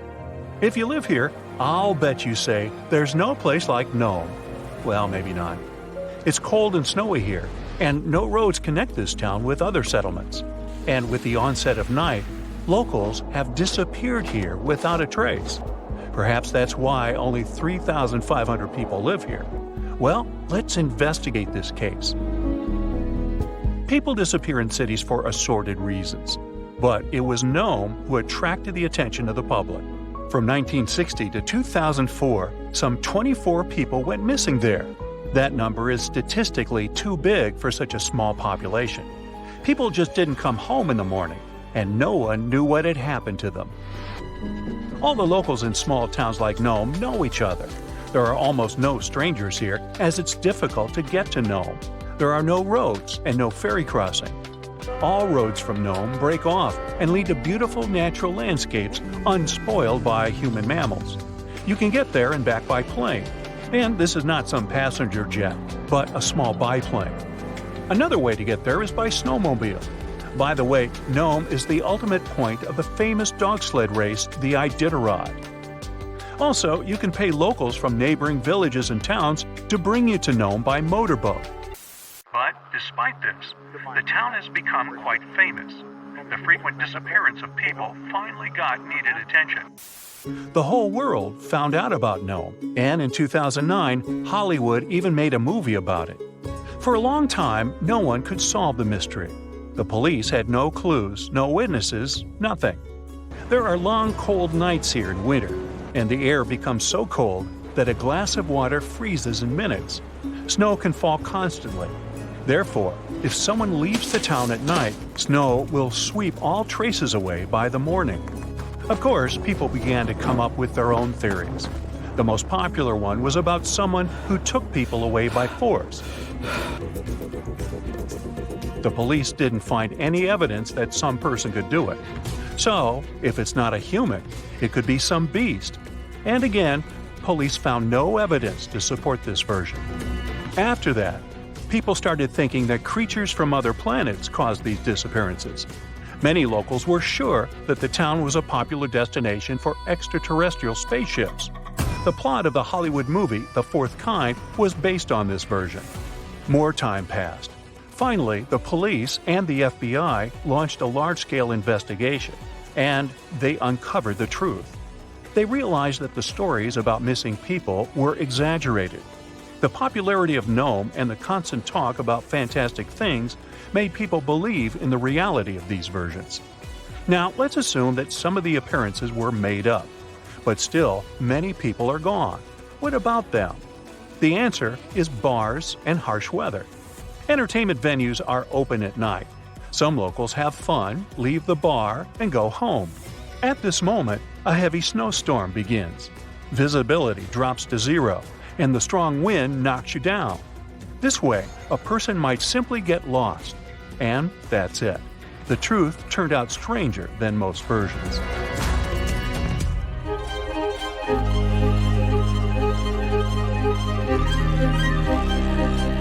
The Bermuda Triangle is a big area in the Atlantic Ocean, so the disappearance of ships and planes there seems not so surprising. But it's much creepier when it happens on a lake. Let's visit the Lake Michigan Triangle. It's located between Michigan and Wisconsin. For a couple of centuries, terrible things have been happening here. People put the same legends around this place as around the Bermuda Triangle. They reported unexplained phenomena and saw flying objects above the lake's surface. Some believe that the triangle is a time portal. Of course, no theories have been confirmed, but strange cases have occurred on the triangle territory. One happened in 1950, when a Northwest Airlines plane with 108 passengers disappeared without a trace during a flight over the lake. Police officers saw a red light over the lake 2 hours after the plane's last communication. The aircraft probably crashed, but rescuers didn't find any passengers or wreckage. All that's left was just an oil stain on the water. Many ships and boats disappeared there, but one of the strangest cases occurred on April 28, 1937. It was midnight. One ship was sailing through this lake. Captain George Donner went to sleep in his cabin after a hard day's work. 3 hours later, the vessel was approaching the port. One of the crew members went to the captain's cabin to wake him up. The door was locked from the inside. The assistant knocked, but no one answered. When he suspected that something had happened to the captain, the assistant unlocked the door. He got into the cabin, but there was no captain there. He seemed to have disappeared into thin air. The crew couldn't find him. Since then, the eerie disappearance of Captain George Donner remains unexplained. Meet David Paulides. In 2008, he finished his career as a police officer and began to study the mysterious disappearance of people in Europe, the USA, and Canada. He found out that most people went missing in the U.S. national parks. Over the past 150 years, more than 1,100 tourists have vanished there. Many of them were experienced travelers who knew how to survive in harsh wild conditions. David has written about these mysterious vanishings. He pointed out that some of them didn't disappear but were found alive. They woke up somewhere in the forest and didn't remember what had happened to them. The creepy detail of all these cases is that most missing persons were young. Another detail is that many went missing before hurricanes. There are too many riddles and not enough answers in this case. Then there's the Sargasso Sea in the northern part of the Atlantic Ocean. This is the only sea that doesn't have shores on land. It's called the sea only because it's defined by ocean currents. Also, golden brown algae grow in this area's bottom, making it seem like an orange spot in the middle of the endless ocean. The Sargasso Sea became famous because, in the 19th century, one of the most famous phantom ships in history sailed here. In 1872, a brigantine sailed through the Sargasso Sea. Its captain spotted another ship a few miles away. He lit a signal fire, but received no response. Then the captain decided to sail closer to find out what had happened. On the hull of the mysterious ship was the name Mary Celeste. The captain of the brigantine and several crew members went on board. They walked around the deck and looked into the cabins and the hold. Everything was in place, but there were no people. The cargo and barrels remained untouched, so pirates didn't attack the vessel. The only damaged thing on the ship were the sails. They were torn to shreds. All documents except the logbook were missing from the navigator's cabin. The last logbook entry was added on November 24, 1872. The crew of the ship was never found, and this was one of many cases. In the 20th century, from the 60s to the 80s, there were many reports of empty boats and yachts floating on the sea. Also, some entire ships disappeared without a trace. All these cases still remain a mystery.